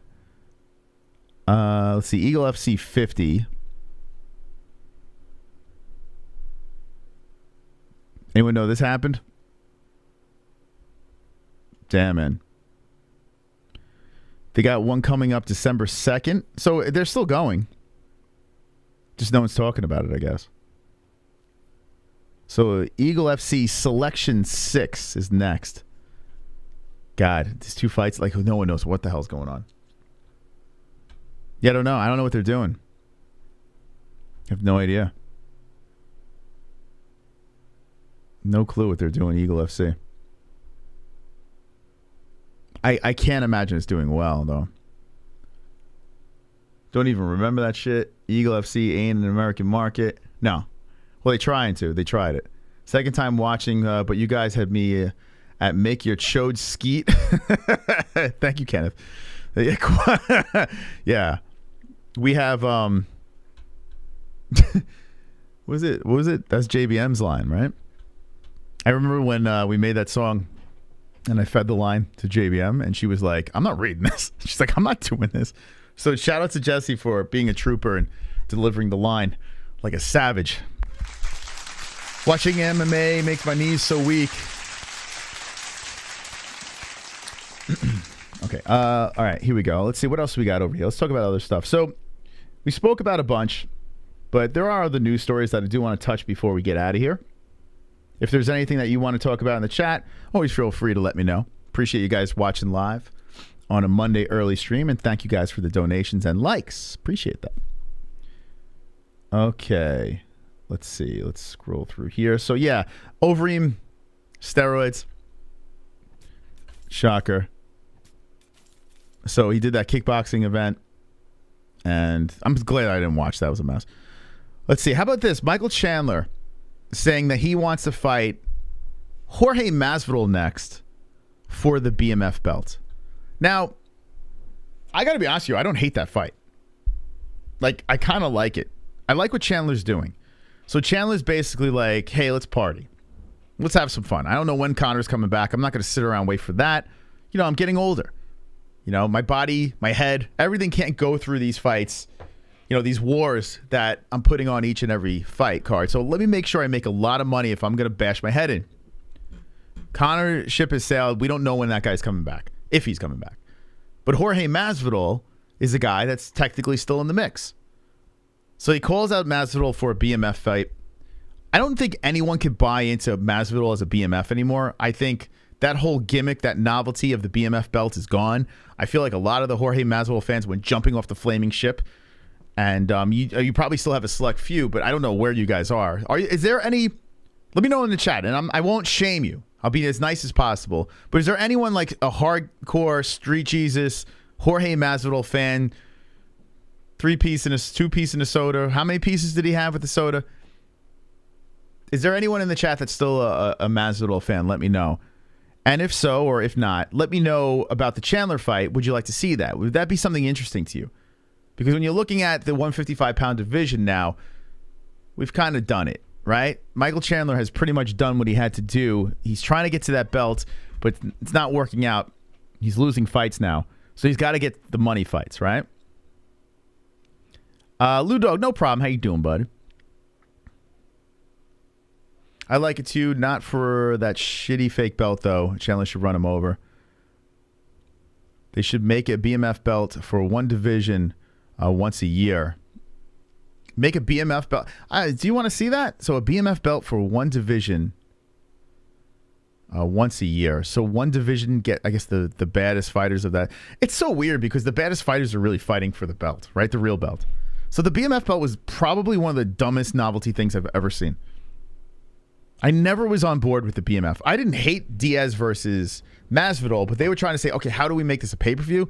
Let's put a fake belt in there and drag the Rock in. But I never liked it. Never liked it at all, the idea of the BMF belt. It's just because I feel like the baddest person should be, you know, the champ. Because we're kind of devaluing the championship belt. The champ hasn't let the 3-piece go, he stated. Yeah, I did notice that. Leon Edwards still wants... I don't blame champs. Like, I don't blame champs for wanting to take fights that are winnable. When Jorge sucker punched Leon Edwards in the hallway, we said it here on the show when it happened, and everyone was all over Jorge Masvidal. We said it. We're like, Leon in the octagon will beat Jorge. We'll beat him. Leon knows in the octagon he would fuck Jorge up. He knows it. And now he's like, let me get redemption. Leon knows what's up. It just sucks when champs are calling guys coming off of losses and stuff. Jorge blows. BMF should be a no-weight limit division.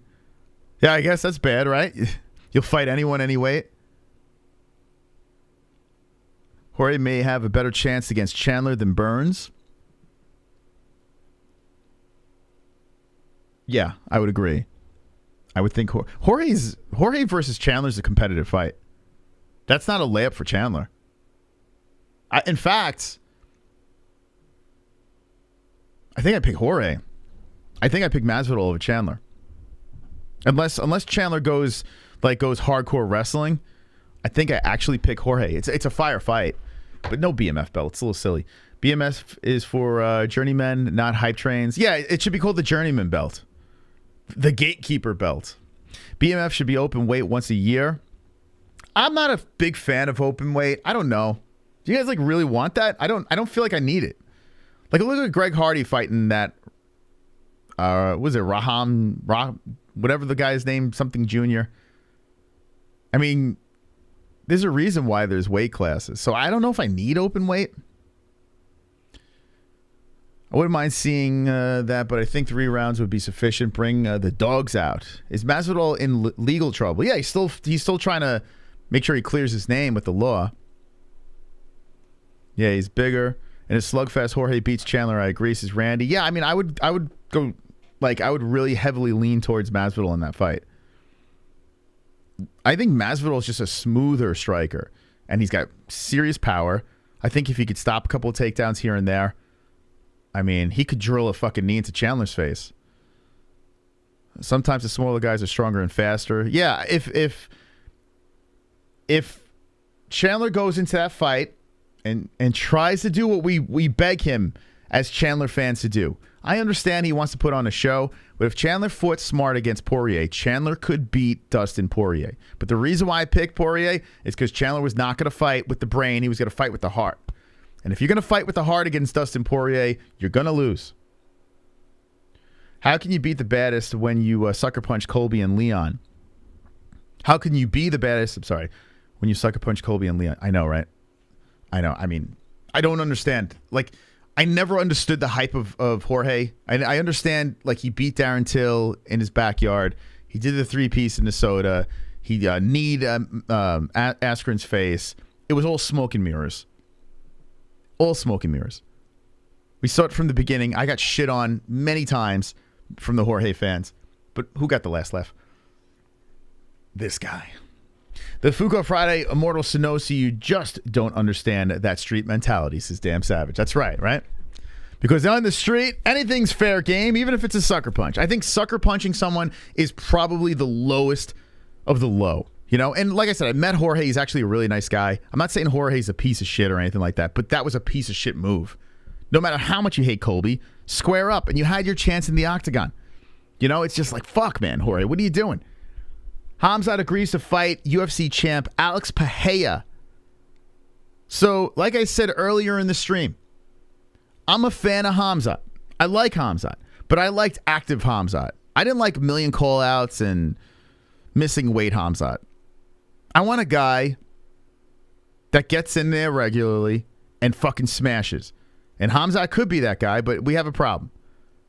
We have a problem here. He's calling all these people out. We don't know who he's going to fight. Alex Pereira just fought.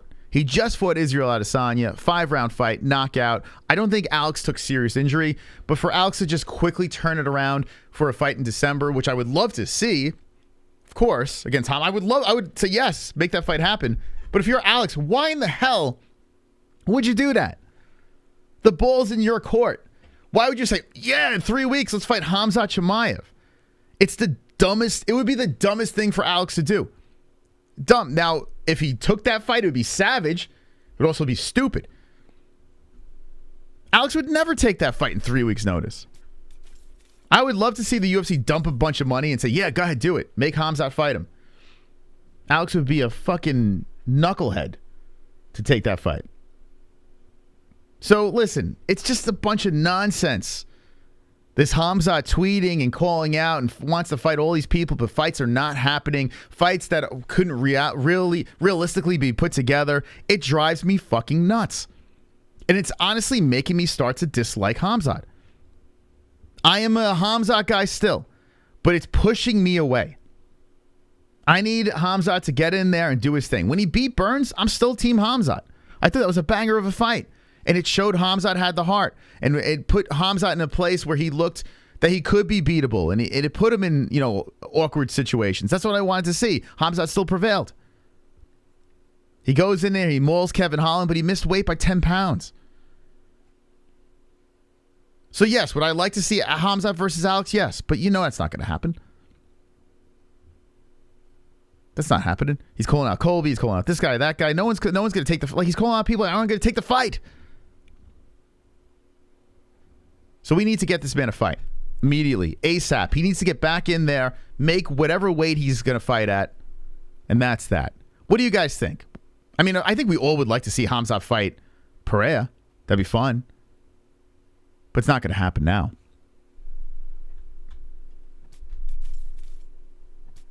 Khamzat got stuck after Burns or shook after Burns? not so willing to fight anyone now. Yeah, it's weird. He's picking guys that they can't make happen. Like, it's weird. Khamzat got, I saw that. Khamzat has no head movement. It says, it's Geofoos. Can Khamzat take Alex's shot? I mean, we'll find out. I think Khamzat's got a chin. I mean, I would love to see that matchup. I would love to see Khamzat constantly fucking shooting in. And now you got to worry about the knee. You got to worry about the uppercut. You know, that left hook is always there. But I think Khamzat, honestly, I think Khamzat could beat Pereira. Like, I think that's like wrap the belt around him. Sure. Especially on short notice. Now, speaking of Khamzat, he's been bulking up too. So, he, you know, everyone's saying that Khamzat is going to... Hey, where's that story? You know, fight at welterweight. It's not seeming like very likely. Let me see if I can pull that up. Oh, I thought I put it here. Maybe I didn't.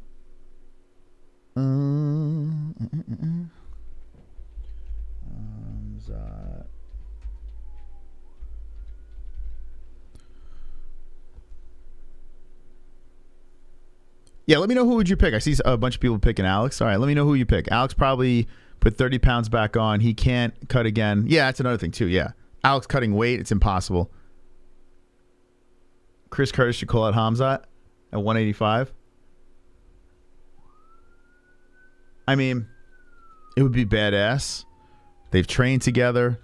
I'm not saying that Chris don't want that smoke, but at this stage of the game, you're fighting Joaquin Buckley. You know, I guess one fight at a time right now before you go crazy. Khamzat Chimaev bulks up. Absolutely massive.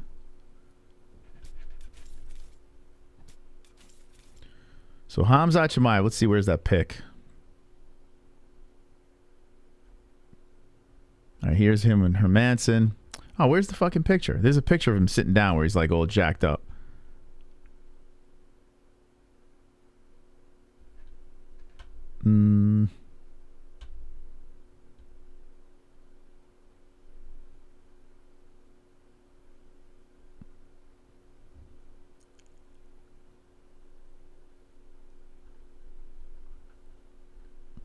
Oh, this is the Hermanson stuff. Forget it. I saw a picture earlier. I can't find it. But apparently he's hitting the weights. All right. I'm not going to spend all day talking about Khamzat because we need a fight. So let's scroll back over here. Is Whitaker fighting again soon? Would you favor Bobby Knuckles against Khamzat? Oof, see, now that to me is a solid fight. I would love to see that. I can argue either side of it. And I would have to lean towards Whitaker. It's a great fight. Whitaker versus Khamzat Chimaev, it just gets me chubbed up thinking about it. It's such a good matchup. And Costa is another one. Yeah, Paulo Costa versus Khamzat's interesting too because of the beef, and Costa's such a big dude. But for some reason, Whitaker Khamzat is just an awesome fight. Whitaker is scheduled to fight to smack Costa already. Yeah, those two are supposed to fight, but it is a fantastic idea of a fight.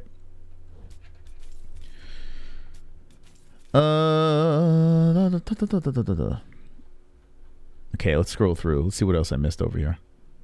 In the news. I went too far. So Greg Hardy with his his win. 90 pounds heavier over Hasim Rahman Jr., the guy that was supposed to fight. It's kind of ironic because this guy was supposed to fight Jake Paul, but was trying to do the weight thing. And Greg Hardy beat him. Here, this is pretty interesting. Here, check this out. So here's Greg Hardy. Greg Hardy filled in short notice to fight, I always say the guy's name, Rahman Jr., Raham, whatever. He's the son of another boxer. But check this out. Hold on. Where is it? Can't show too much of this shit. But Hardy was like bullying him around there. Oh, that's not the... Come on. Oh, here we go.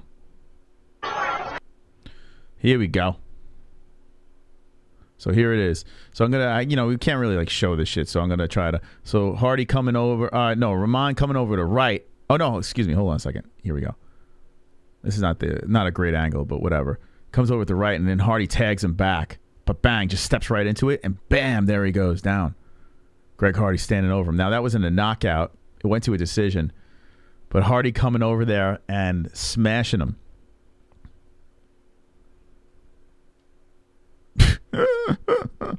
That's so good to see. So good to see.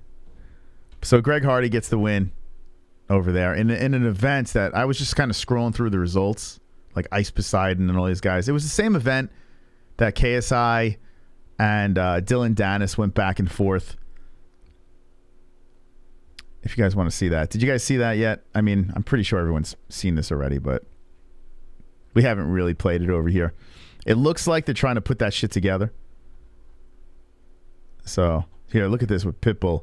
So, Pitbull, Bellator doing him dirty, man. The guy's sitting in the back for hours and hours and hours. And they won't even stitch him up after his last fight. He loses his belt, and he's sitting in the back waiting to be stitched up.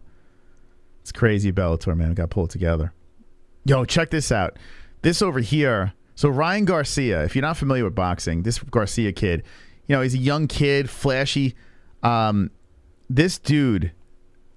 This dude, I've never seen a left hook so fucking fast in my life. Never have I seen this. So he's fighting Tank Davis. It looks like this is a done deal. One's in the chat if you know of this guy. Ryan Garcia. Okay, watch how quick. Dude, I can't get over. Right? Watching this. I mean, this is incredible. I had to watch this so many times because I understand why people say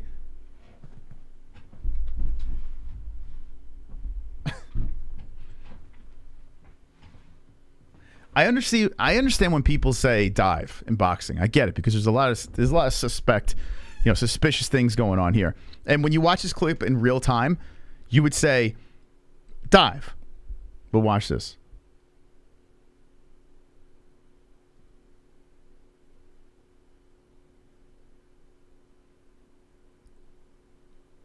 So Garcia's on the hunt, comes in.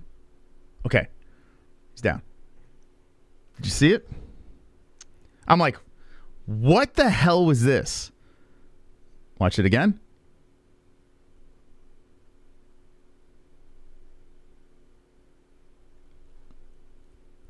Now, in real time, that shit looks like a dive.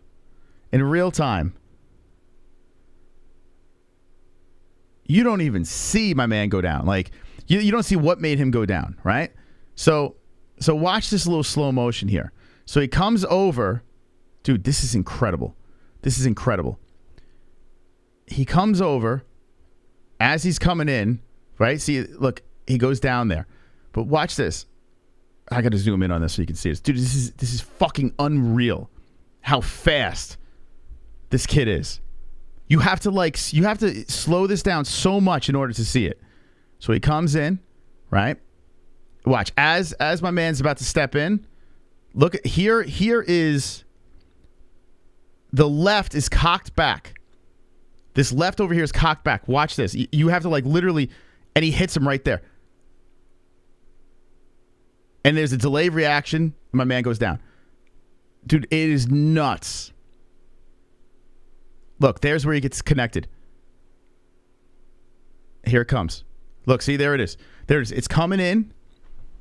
Dude, that's the left. That's his hand right there.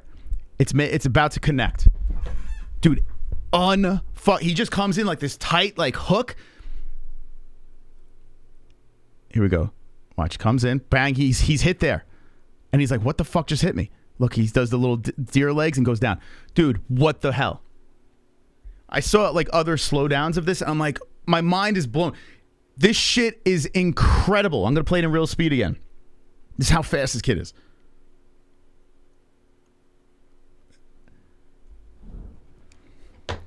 A left hit.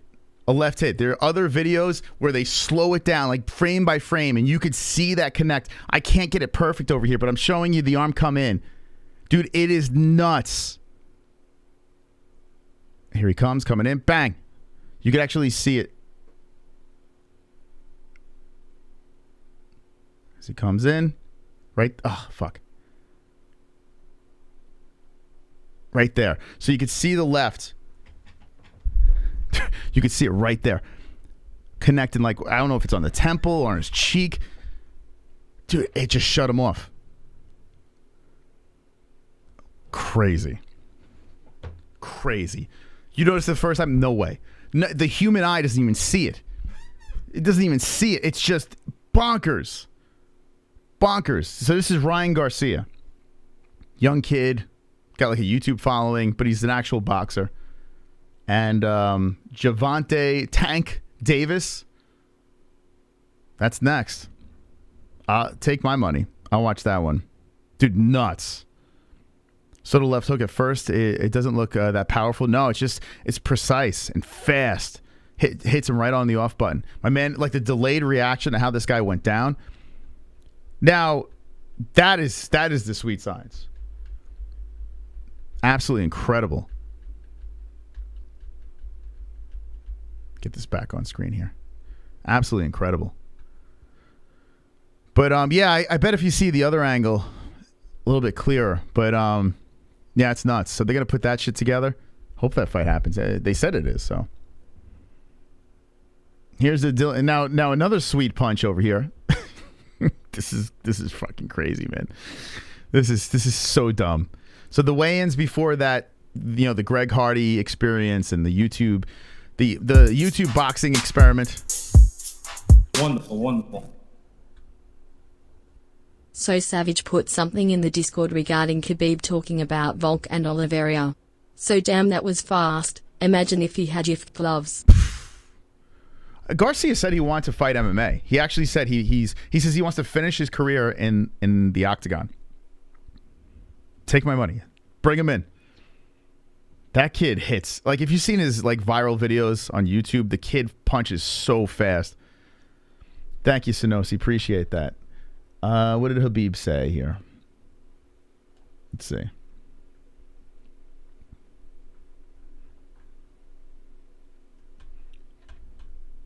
Let's see. Ryan Fauci Garcia. Dude, I was like, oh, another dive. Here we go. But I had to watch it like a million times. And then I was like, holy crap. Dude, that was nuts how fast that was. How that connected. If you talk about the fighting IQ and the big heart, I think Volkanovski is better than Oliveira. I think Volkanovski is going to be tougher opponent for Islam than Charles Oliveira. But anyway, who cares? We're going to finish this guy.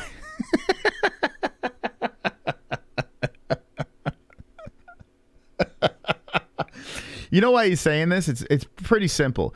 Everyone was riding Charles Oliveira. Everyone was riding on my man, saying Charles is going to fuck this guy up. Charles. No one's really doing that with Volk.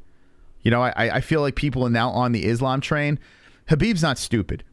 He's not dumb. I think he realized both guys were dangerous. But his angle with Charles is everyone's on this guy. You know, Islam is better. You'll see. Now, in this situation, everyone's on Islam. So in order to counterbalance that, you have to go with this approach. So I completely understand what Khabib is doing here. I completely get it. Do I think Charles Oliveira is more dangerous than Volkanovski? Yeah. I do, man. Listen, I think Volk is very good. I think he's I mean, he's never lost in the UFC. So that's something right there. But I mean, you are going up a weight class. You know? You are moving up. And I got to be honest with you, rooting for Volk in this one, I see Sonosi's rooting for Volk. I don't blame why people are. I think a lot of people could be rooting for Volk. This is a pretty massive fight. Pretty massive fight. You know, Volk is biting off a lot here.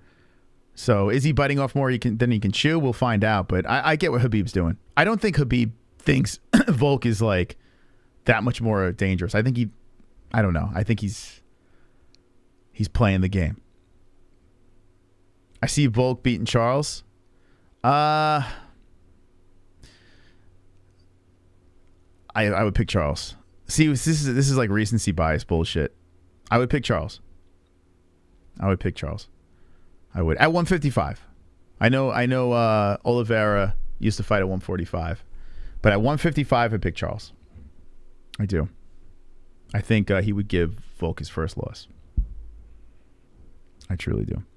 But this fight over here is interesting. It's all about matchups.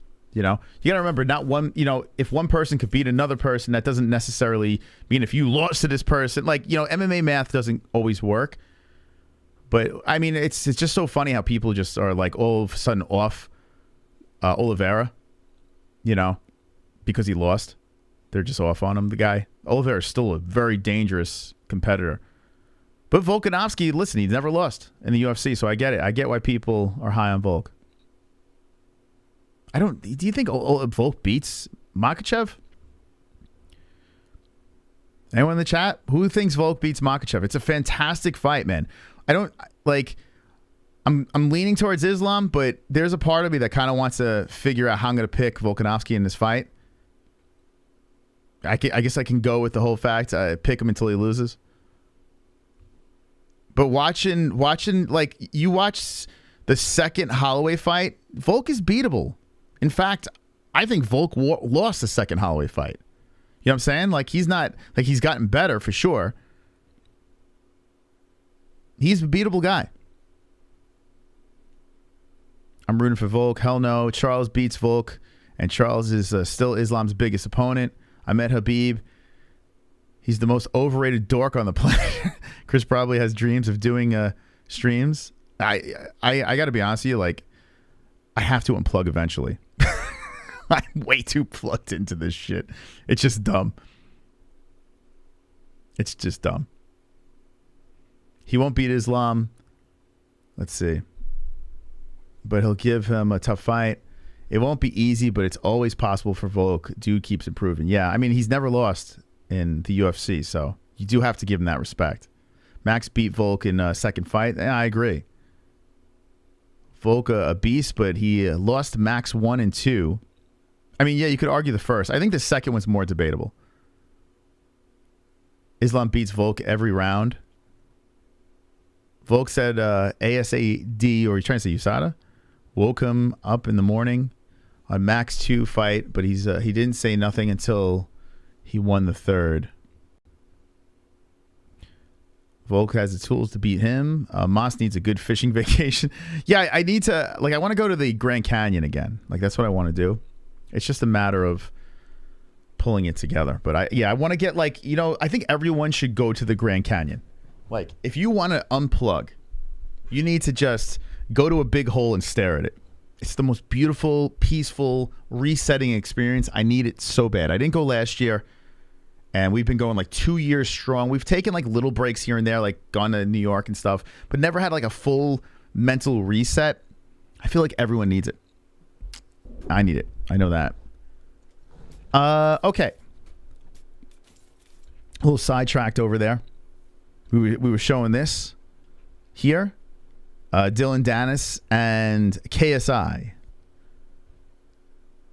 Now, warning, cringe alert.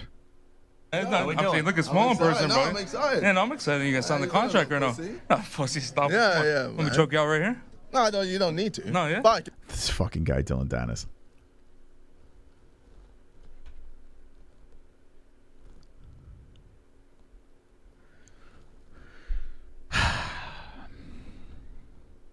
I am done with Dylan Dennis.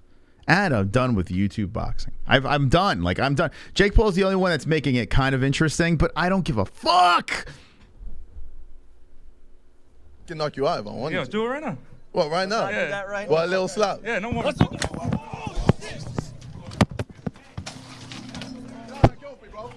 off the building. You ready for the Let's Go champ?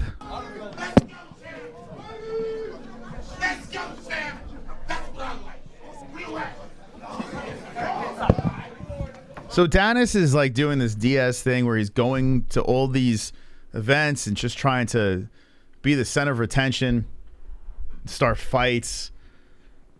And it's like, what's going on here?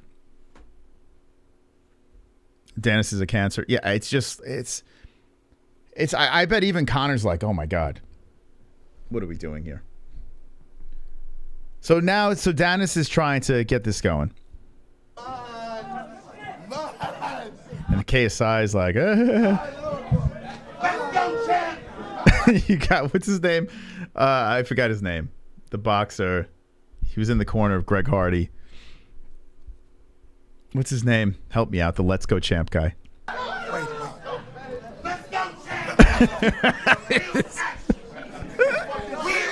Oh, there he is. There he is. What's his name again? What's his fucking guy's name? I forgot his name. Shannon Briggs. Thank you. Real action. Shannon Briggs. He looks for the camera. He just fucking looks. He's just like, where is it? Bring me to the camera. Bring me to the camera. This is a guy we gotta get on the show. This guy's funny as fuck. Real action. Let's go, champ. Best promoter out there. Shannon Briggs. So anyway, so that happened. And then after that happened, Anthony Pretty Boy Taylor, who is just starving for a Floyd Mayweather fight. That's all he wants. He wants to get paid. Anthony Taylor is if you don't know, a Bellator guy who's been dabbling into this celebrity boxing world. So, watch. So Dylan Dennis, after the whole situation, they go outside. They're trying to escort Dylan and his boys out, right? I don't even know why Dylan Dennis is there. Well, I guess I do, because clearly they wanted to set something up. Yeah, bro. Hey, you can't be doing that, bro. Hey, pick on an MMA fighter, bro. Pick on an MMA fighter, nigga. Because I'll beat your ass in the street right now. I'll beat your ass in the street right now. So, like, so here he comes. How you doing, Sneaky Smurf? How you doing? Here we go. So now Anthony Pretty Boy Taylor, who has been just barking like crazy to just get these crazy. He wants to fight Floyd Mayweather. He wants to fight. He wants to fight Tommy Fury again. He's been just calling everyone out, just yelling and screaming everywhere he gets the chance. And he's yelling at Dylan Dennis. Hey, I'll beat your ass in the street right now. Dylan's just talking to someone else. They're escorting him out, and he's like, "I need your attention." Nigga, I'm an ex-Bellator fighter, bro. He's got to introduce himself. He's so irrelevant that he's got to introduce himself to Dylan Dennis, who's irrelevant in his own way. It's just like, nigga, don't turn your back, nigga, because I'll knock your ass out, nigga. Nah, nigga, I'm an MMA fighter too, nigga. I'm an MMA. So what was that? Is that Dylan saying, "Chill, you're good"? Nigga, I'm an MMA fighter too, nigga. I'm an MMA fighter too, nigga. What's up, nigga? I'm an MMA. I mean, he's just trying so fucking hard. He's trying so hard. Now, he does something that is a beautiful thing. You know, once we get past all this cringe. And what's with Dylan Dennis's doppelganger over here? What's this guy over here? It's like, Dylan Dennis just walks around with guys that just look like him? Like, it's weird.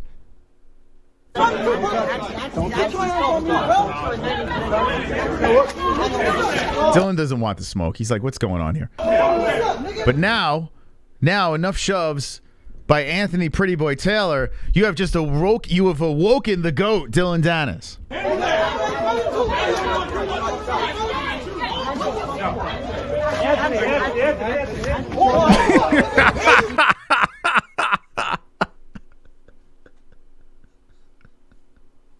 He cracked him.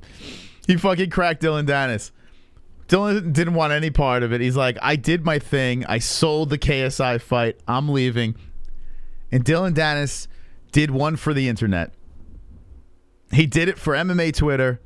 He did it for everyone that just can't stand Dylan Dennis. Anthony Taylor did something everyone has been dreaming of. Let's run it back a little bit over here.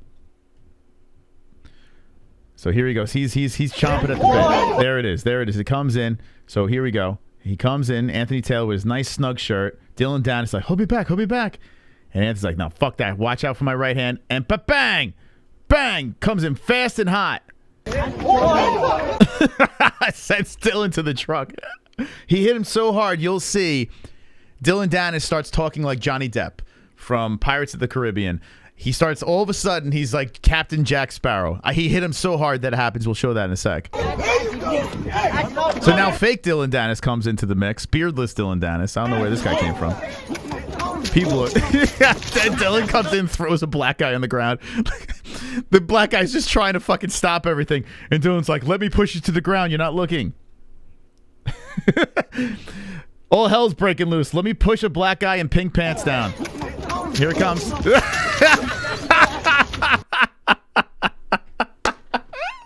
What are we doing? What's happening? Look out. He's upset. So the black guy gets up and he's trying to stop. It looks like he's trying to stop Anthony Taylor and those boys over there. But black guy, why are you not trying to stop Honky over here? Dylan Dennis, Jack Sparrow, the guy that just fucking threw you to the ground for no reason. Like, he literally pushed the guy down for no fucking... Why are you pushing the black guy down to the ground? Dylan, you're picking fights with guys that don't even want to smoke. He clearly... I mean, if he did... Wait, hold on. Let's get to the... let's get to Dylan Dennis. Dennis pushing the wrong guy. All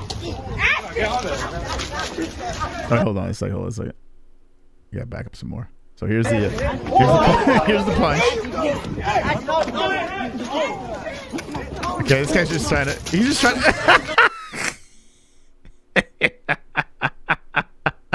He's poor guy's just trying to stop. He's just trying to stop what's going on. My man goes flying to the ground. So then he gets up, and they're going after Anthony Taylor. This Dylan's skipping around like he's at a fucking playground.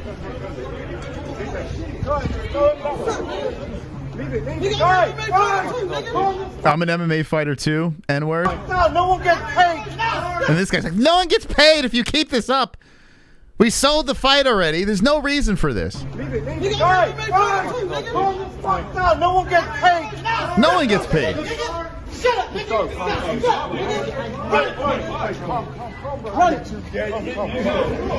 So there goes Dennis and the boys. They're walking off. Dennis and his clones. They cloned a bunch of Dylan Dennis's.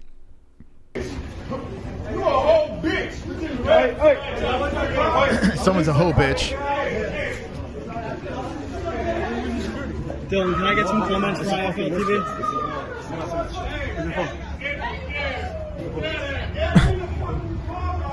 They want comments, and now what's up with the two Dylan Dennis's? One with the beard and one with that. That's literally the same fucking person. So some guy wants a comment. Dylan's like, I'm gonna start talking like Johnny Depp in a second. His phone dropped over there. Yeah, I'll get it. Dylan, can I get some comments for IFL TV? What just happened there? Nothing. No, it's just a little bit, fun. It's just a little bit of, Captain Jack Sparrow. The fuck? When did he start talking like that? Happened there? Nothing. No, it's just a little bit, funness. We're good. You good? Yeah, of course. Anthony Taylor seems to want that smoke. I don't know what that is, to be honest. I thought that was a homeless guy on the street. I thought it was a homeless guy on the street. He should be wobbling around like Captain... Like, what the hell? Should he have, like, weird long hair with... When did he start talking like Captain Jack Sparrow? I thought there was a homeless guy in the street. I don't know what that is, to be honest. I thought that was a homeless guy on the street. That's what happens when you get punched by Anthony Taylor. He makes you talk like a pirate. Had him on my ring, too. And then fake Dylan Dennis over here. His stunt double. It's okay. Nah. Oh, of course. Hi, I'm Dylan Dennis. Yeah, we're good. What is up with that mumble Jack Sparrow talk that he does? He's coming, see you. Is that a brogue, maybe? Maybe he's trying to talk like Conor? So Dylan takes off in his Sprinter. And that's that. That's it.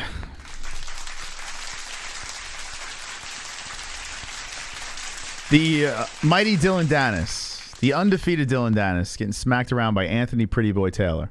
That kind of backfired. I mean, now everyone's talking about it, so it's all good, right? But talk about something that completely backfired. Talk about something like he goes in there to start this beef with KSI, like sucker slaps him, whatever the hell you want to call that. Then gets escorted out. I was like, all right, I did my job. I promoted whatever the hell circus fight we could put together. And then Anthony Taylor goes out there and just spoils the party and actually properly punches Dylan, where Dylan was seeing stars. Got dropped back into a pickup truck. So, Anthony Taylor doing the Lord's work. Let's see if Dylan Dennis has been active on his Twitter. I'm sure he has.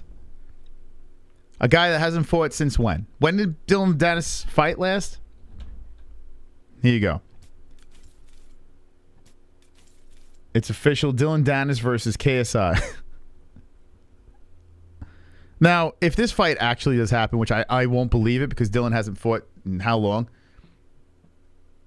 How does this guy continue to make money? He hasn't fought in a while. I don't know. It's not like he does. Like, it's not. Is he getting paid for public appearances? Like, he really is nobody. He was a jiu-jitsu guy that Conor brought in when Conor was actually at the top doing his thing, and he was the jiu-jitsu guy. And then all of a sudden, he went to Bellator, and then just vanished. January 14th in London.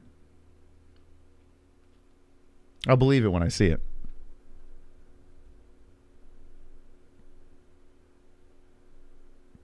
Dylan Danis just cleared out a brawl unscathed, unscathed, unbothered. And we're going to go with that. So, okay. Let's get out of that. Let's get out of that. What do you guys think? You guys have anything to say? Will I react to Danis versus KSI? It depends. Like, we bailed on the Floyd Deji fight. I'm so glad we did that. We might have to do Danis versus KSI. We might have to. We might have to. We might have to do it just to laugh. I don't know. We'll if it even happens, we'll think about it. Let's see. Aljamain Sterling, Sean O'Malley actually earned the title shot. I got to be honest with you. Like, speculation on who's next, I don't care. Just make the fight. Sean, I want to see Henry, but we don't know if Henry Cejudo's ever going to come back. Crazy New Yorker. Clearly an alternate Dylan account. KSI beats him quickly. I mean, I would imagine in a boxing fight, I would imagine KSI would beat him. I would. So is Dylan that desperate for money that he would go in there and get beat up by a YouTuber? I might have to tune in for that. Because that's incredibly embarrassing. If you're Conor, you got to be like, Dylan, I don't know, man. Call him up and say, hey, bro, like, you're going to embarrass everybody. Derrick Lewis medically cleared after stomach issues. Here we go. We have an update here. Derrick Lewis. So it was stomach issues. It's confirmed. 215 headliner. Let's see.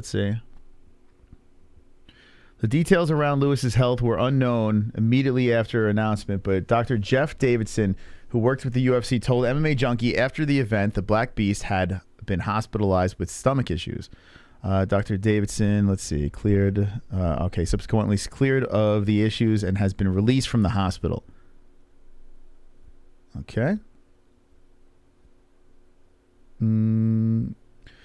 Okay. It's unknown at this time what the promotion plans are for Lewis going forward or whether the bout with Spivak will be rescheduled. Wow. Okay, so some may say in the situation with Derrick Lewis, some may say that that's fucked up, you ruined the main event, blah, blah, blah. Like I said at the beginning of the stream, I'm cool with it. I had money on Derrick Lewis. If you're going to go in there with a bad stomach, I don't care what it is.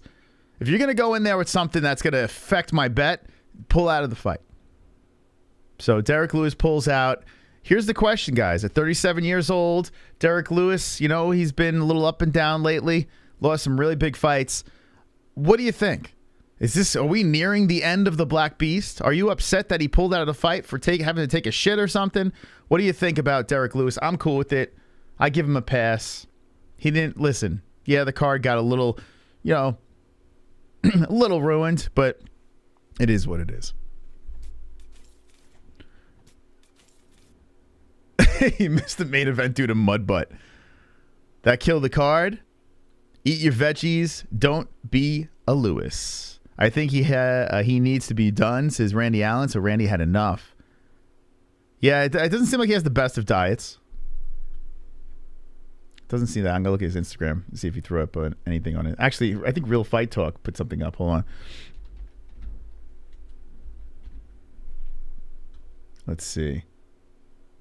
Where are these guys?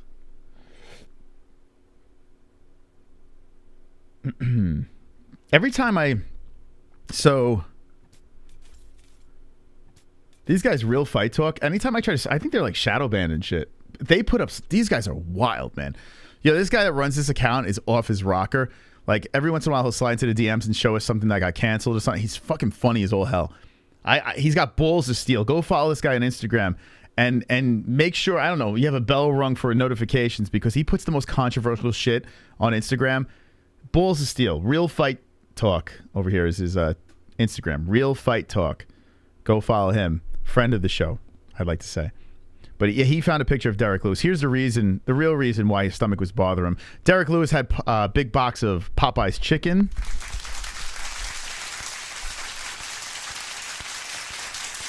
There he is. That was the reasoning, according to Real Fight Talk. Popeye's chicken. Okay, this is an actual real story. I like how he puts real stories in and then mixes it with craziness. There was one thing over here. Oh my God, this guy's nuts, man. Here's before the fight. I'm going to drop bombs on him like Ukraine. Then I'm going to adopt him like Mike Chandler praised Beta Putin. Those. Oh God. See, and he like puts like real shit in there. Where's Ronda Rousey's fine ass? It pulls out a main event. Yeah, like he'll sprinkle real shit in there and they'll just drop some like crazy quote. Yeah, he's a funny dude, man, this guy. The one that got, I'm sure he pulled it off. There was one in here that was so, man, it was so fucked. Popeyes gave me diarrhea. Lewis is a beast. I have no shame for him. Oh, and Popeyes is I understand. Still live, baby. Still live. We're going to be wrapping it up now. I know we went a little long today, but we're not going to be in the studio Wednesday. Friday we'll be back here for the PFL fights. That's do you care about the PFL pay-per-view? Because that's Friday. We'll be live for that. So that's happening. That's actually happening this weekend. We got a donation slipping in over here. Let me stay on this screen and see if there's any stories that I want to touch on before we go. Cain Velasquez requested special permission to compete for Lucha Libre. Oh boy. Super chat. Junior Odd. Love your streams, man. Road to 100K. Keep going. Let's go, baby. Thank you, Junior. Junior Odd for the $2 super chat. Appreciate that. Thank you. Very nice of you. 100K incoming. 70,700 we hit on Saturday. Nothing could stop us. We're all the way up. All right, so Cain Velasquez, I guess he's on bail, right? So good for him over there. Here we go. Bellator President Scott Coker shares the thing that frustrated him. All right, let's see. Yeah, whatever happened with the Dylan Dennis experiment with Bellator? I'm not sure what to think about it, Coker reported, including MMA Junkie after Bellator 280 in Chicago. Let's see. All I've got to say to Anthony and to Dylan, you should be out there fighting for free. You shouldn't be out there fighting for free. If you want to fight for free, please give me a call. You're a professional prize fighter. You should fight in the cage or do it in the ring. I'm not sure what the tactics are. Well, I mean, come on, Coker. You know what Dylan's doing. You know what he's doing. He's trying to promote some crazy circus fight, get a big bag of money, because he's not that good. He's a good jiu-jitsu guy, right? Although decent, because he's lost in jiu-jitsu as well. It's not like he's unblemished in jiu-jitsu. So that's that. Okay. Well, thank you guys for stopping in today. Appreciate it. Making a correction here, because I had a brain fart in the beginning. A certified banger of Thompson and Holland is not this weekend. It is the following weekend. So we'll be talking about that even more. It's a banger card, 15 fights, knock on wood. Hopefully it stays together for next weekend. This weekend is bare knuckle. That is confirmed. So maybe Saturday we'll do something for bare knuckle. We'll figure that out. Derrick Lewis is okay. That is the answer. So I said to you, we're going to try to get to the bottom of it. And ladies and gentlemen, the Black Beast just had to make a boo-boo. He is okay. It is confirmed. It's Turkey Twerk Week. Wednesday, we will be live again on this channel making Thanksgiving dinner with Jesse, the family. It's going to go down, so make sure you hit the like button, the notification bell. You're live. We're going to hit the phone stream. It's going to be intimate. We're going to pop some gummies, have some drinks, hang with the boys. Thank you to our sponsors, mybookie.ag. That is where you make your bets. MyBookie.ag is the best place to make bets. 100% off. 100% match on your first deposit. Match bet. 100% on your first deposit by using our promo code MMAHOLES, mybookie.ag. Sheath underwear, promo code MMAHOLES for 20% off. Head Rush, 20% off, promo code MMAHOLES. Check out those links for Sheath and Head Rush in the description down below. And CBDX.com. CBDX.com is the website. If you want the discount, if you want to get high like Mystical, 20% off. Promo code MMAHOLES. You must be 21 plus or older to purchase the CBDX products, and it will get you high. Okay, just warning you. And first order, you get a free gift by using our code. Julian Lane, thank you so much for stopping back on the show. Always a pleasure talking to you. And what else? Don't be an a-hole. Be an MMA hole. Whoa. Best UFC weight class of 2022. Why is this still here? So we had, this is the best. We did this stream already.